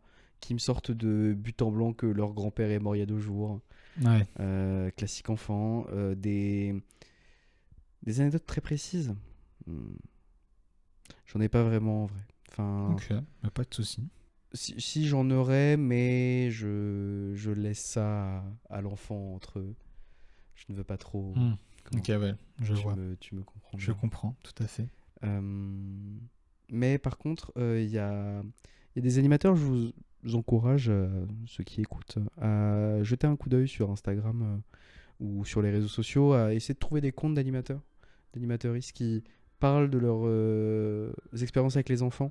Et notamment, il y en a qui, ça c'est super intéressant, mais qui retranscrivent des paroles d'enfants. Et c'est très touchant, quoi. Et c'est même très innocent. Ça peut être des blagues, ça peut être des, des enfants qui fourchent un peu quand ils parlent et qui font des résultats hyper drôles, quoi. Je vous encourage à regarder. Je ne donnerai pas forcément de nom en particulier, mais si je devais conseiller un, un truc à un endroit où appuyer pour le métier d'animateur, ce serait ça. C'est ce que disent des enfants. Et du coup, les animes qu'ils retranscrivent et qu'écrivent. Ce que disent les enfants, mais je le fais pas parce que j'ai la flemme. Hmm. Et non, voilà. Hmm. Ah, je pense que je suis un peu pareil. J'ai du mal à ressortir des anecdotes particulières, mais je me souviens simplement du fait que, ouais, à travers les discussions, les situations que j'ai pu vivre, il se passait des choses assez dingues. Allez, si je peux en raconter une ou deux. Il y avait un moment, c'était pendant les vacances scolaires. Le matin, on faisait le regroupement des enfants et tout pour leur faire l'appel et leur expliquer le programme de la journée et tout. Et j'imagine que tu connais la trend du Kwakubé. Et bah, ça parle de ça, parce qu'en gros, on était donc au regroupement et tout. Et il y a une collègue à moi qui est en train de faire son speech, d'expliquer les choses et tout. Et au fond du regroupement, tu as un enfant qui est en train de parler à un autre enfant et tout. Et du coup, il y a ma collègue qui l'interpelle et qui lui dit machin, ça t'intéresse ce que je dis? Et l'enfant, il répond quoi? Et t'as un autre qui dit quoi couper, comme ça. Mais autant je trouve que c'est une trend qui est sur la longue, c'était un peu chiant et tout. Sensiblement. C'était relou. Mais là, pour le coup, le Kwakubé était tellement bien Tellement bien placé placé, bien sûr. du contexte que je me souviens, on s'est regardé avec mes collègues, on a failli exploser de rire devant Ah la oui, situation parce mais que c'est dur de garder la poker face. c'était magnifique. Et la deuxième, un peu dans la même veine, c'était pareil, toujours en vacances scolaires, on était en fin de journée. Et je crois qu'il restait un seul enfant. Et du coup, on est 4-5 animateurs avec cet enfant-là. On attend que ses parents arrivent et tout. Et attends, je sais plus ce que c'était. Est-ce que tu connais le jeu de titre? Oui. Oui, oui. Voilà, donc pour ceux qui ne connaissent pas, en gros, c'est quand quelqu'un dit une phrase qui pourrait être le titre d'une vidéo pornographique. Voilà, on dit les termes. Et bah, tu dis titre. Donc, je ne vais peut-être pas donner d'exemple et tout, mais voilà. Et en gros, on s'était retrouvé dans cette situation et il y avait, on avait fait un goûter un peu plus tôt, et il restait des parts de brioche. Et du coup, on propose à l'enfant, on lui dit bah, est-ce que tu veux prendre une part de brioche? Il dit ouais, ça marche, je la prends. Et puis il la prend et puis il la mange comme ça. Et puis il dit oh, mais putain, mais c'est vachement dur. Et là, t'as une collègue qui dit Oh titre, non, comme ça. terrifiant. Et du coup, tout le monde a ri, mais du coup, l'enfant, il a rien compris. Bah Parce que, oui, non, mais évidemment, il est oui. pas dans le truc. Et Et qu'est-ce qu'on rigole en tant qu'adulte? Mais des fois, ouais, c'est marrant, t'as des situations où les Bien enfants, ils sûr. sont, comment on appelle ça, j'ai utilisé le mot en anglais, clueless, qui Oui, sont, oui, ils ont aucune ils ont idée de ce qui se passe, ce qui se quoi. passe, mais du coup, ouais, ça fait réagir les adultes, et Oui. ces genres de situations, c'est marrant quand même aussi, Non, mais de c'est. se retrouver là-dedans. Mais juste le nombre de fois où j'ai des enfants qui me disent n'importe quoi ou sur un ton qui est hyper drôle ou qui font des petites danses ou des machins Ouais. ou juste qui discutent entre eux d'un sujet en utilisant des. Comment dire? Qui, qui parlent entre eux d'un sujet très précis. Genre, j'avais des enfants qui avaient une discussion sur l'espace et tout ça, et qui utilisaient les termes un peu n'importe comment, quoi. Mm. Mais du coup, moi, j'étais à côté en mode. Et ils étaient en mode, ah oui, t'as bien raison, oui, c'est ça.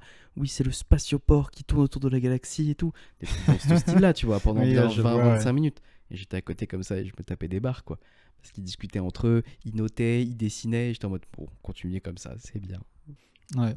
Non, mais finalement, c'est un peu pour toutes ces petites interactions et tout qu'on continue un peu Bien à faire sûr. ce métier. Mmh.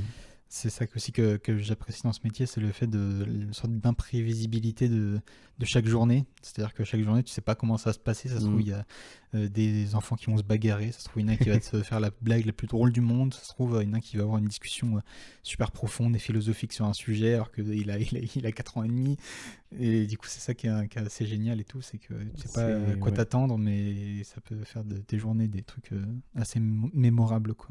Et c'est un métier qui est intéressant par tous ces aspects-là, quoi. Par le fait qu'on assiste à des moments de vie qui sont parfois très intimes, parfois très ouverts, mais qui sont très purs, quoi, qui sont authentiques.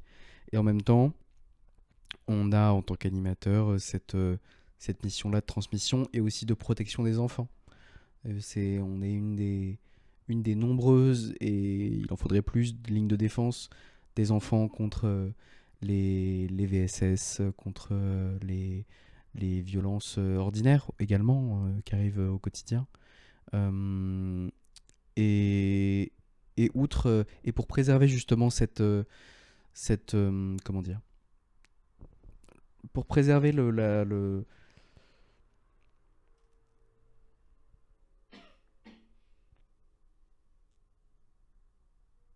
Mhm.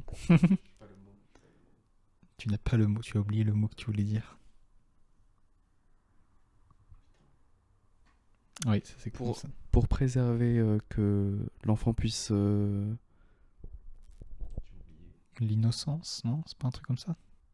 Non, pas l'innocence, mais préserver le fait qu'il puisse grandir sans que rien ne leur arrive, qu'il reste en sécurité, quoi. Ouais, oui, oui. J'explique archi mal, mais j'espère que vous avez compris derrière. Non, mais c'est peut-être mieux expliqué comme ça, parce que des fois tu trouves pas le mot, mais Ouais. tu essaies quand même de trouver un moyen d'expliquer ce que tu veux dire. Ok, et bah écoute, avant de passer à la conclusion, est-ce que Mhm. tu as un dernier aspect pardon, de l'animation qu'on n'aurait pas évoqué et dont tu voudrais parler Euh, Le rapport au bruit, ça c'est un côté un peu négatif, mais, Ah, intéressant, mais de quelle façon? c'est accepter que les enfants ça fait du bruit dans tous les cas et que on ne peut pas exiger d'eux un silence en permanence, mais aussi que des fois ils abusent. Donc comment est-ce qu'on leur transmet? Et aussi nous en tant que santé, en tant qu'animateur, exposés au bruit des enfants dans des espaces clos chaque jour, faut qu'on soit alerte à notre santé physique, notre santé mentale. Et bien sûr, vu que c'est un métier qui peut être plein d'imprévus, plein de responsabilités, plein de pression ou d'histoires d'enfants qui sont parfois très dures, qui sont exposés à beaucoup de choses, c'est d'être sûr de mentalement être préparé à ça, de pouvoir y réfléchir, de pouvoir se questionner soi-même et d'être assez fort, assez stable, assez rassurant pour ne pas, c'est ça, faire déborder sur les enfants ce qu'on aurait aimé ne pas recevoir à nous. Ah bah oui, tu as tout à fait raison. Ok, est-ce que autre chose ou... Non, globalement, merci beaucoup. Bah écoute, merci à toi. C'est vrai on a été assez complet. On est à quasiment 2 heures d'émission. Je crois qu'on a, ça y est, on a le titre de l'émission la plus longue de Retour d'XP. Le précédent record était à 1h40 et quelques, bref. Et là, En on est même temps, je fais des blancs de 10 minutes, quoi. quasiment à 2 heures. Je Non, en réfléchis. vrai, c'était relativement fluide, j'ai Ça va, trouvé. bon, Donc, très bien. non, non, Très bien, très c'est bien. cool, effectivement. Voilà, est-ce que avant que je passe à la conclusion, tu as un petit dernier mot de la fin à partager ou pas? Merci de m'avoir invité. J'encourage nos auditeurs, auditrices à écouter le reste des podcasts et à continuer de s'informer sur plein de sujets, sur le monde, et de continuer à nourrir leur curiosité. Ouais, un bien beau message, effectivement. Et bah du coup, sur ce, mesdames et messieurs, nous arrivons à la fin de ce 10e épisode de Retour d'XP. J'espère que vous avez apprécié cet épisode et que vous continuerez d'apprécier les suivants. Merci beaucoup encore à toi, Léo, d'être venu. C'était un plaisir de t'accueillir. Voilà, j'espère que la vidéo fonctionne, j'espère que vous nous voyez. Ça se trouve pas du tout. Mais voilà, n'hésitez pas à faire vos retours sur la vidéo si jamais je l'arrive à la publier, à nous dire ce que vous en pensez. Est-ce que vous aimeriez avoir plus d'épisodes avec vidéo à l'avenir ou pas? Sachant que, je sais plus si je l'ai dit, mais ça dépend un peu des invités. Je sais qu'il y en a qui sont plus ou moins à l'aise avec cet aspect-là. Mais ça ajoute un petit côté sympa, sachant qu'en plus, comme je ne publie les épisodes que sur YouTube dans les médias, c'est quand même plus sympa de voir une vidéo avec de l'image. Donc n'hésitez pas à faire de vos retours là-dessus. Également, à partir du prochain épisode, il y aura une petite évolution dans le fonctionnement du podcast. J'en dis pas plus, mais j'expliquerai ça au moment du prochain épisode. Voilà. Et puis voilà. Puis quant à nous, chères auditrices, chers auditeurs, on va finir le podcast correctement. On se retrouve très bientôt sur un nouvel épisode de Retour d'XP, sur une nouvelle thématique accompagnée d'un nouvel invité. Et nous souhaitons à toutes et à tous une excellente nuit, journée ou soirée, quelle que soit l'heure ou l'endroit d'où vous nous écoutez. Et on se dit à la prochaine. Ciao. Salut. Au revoir.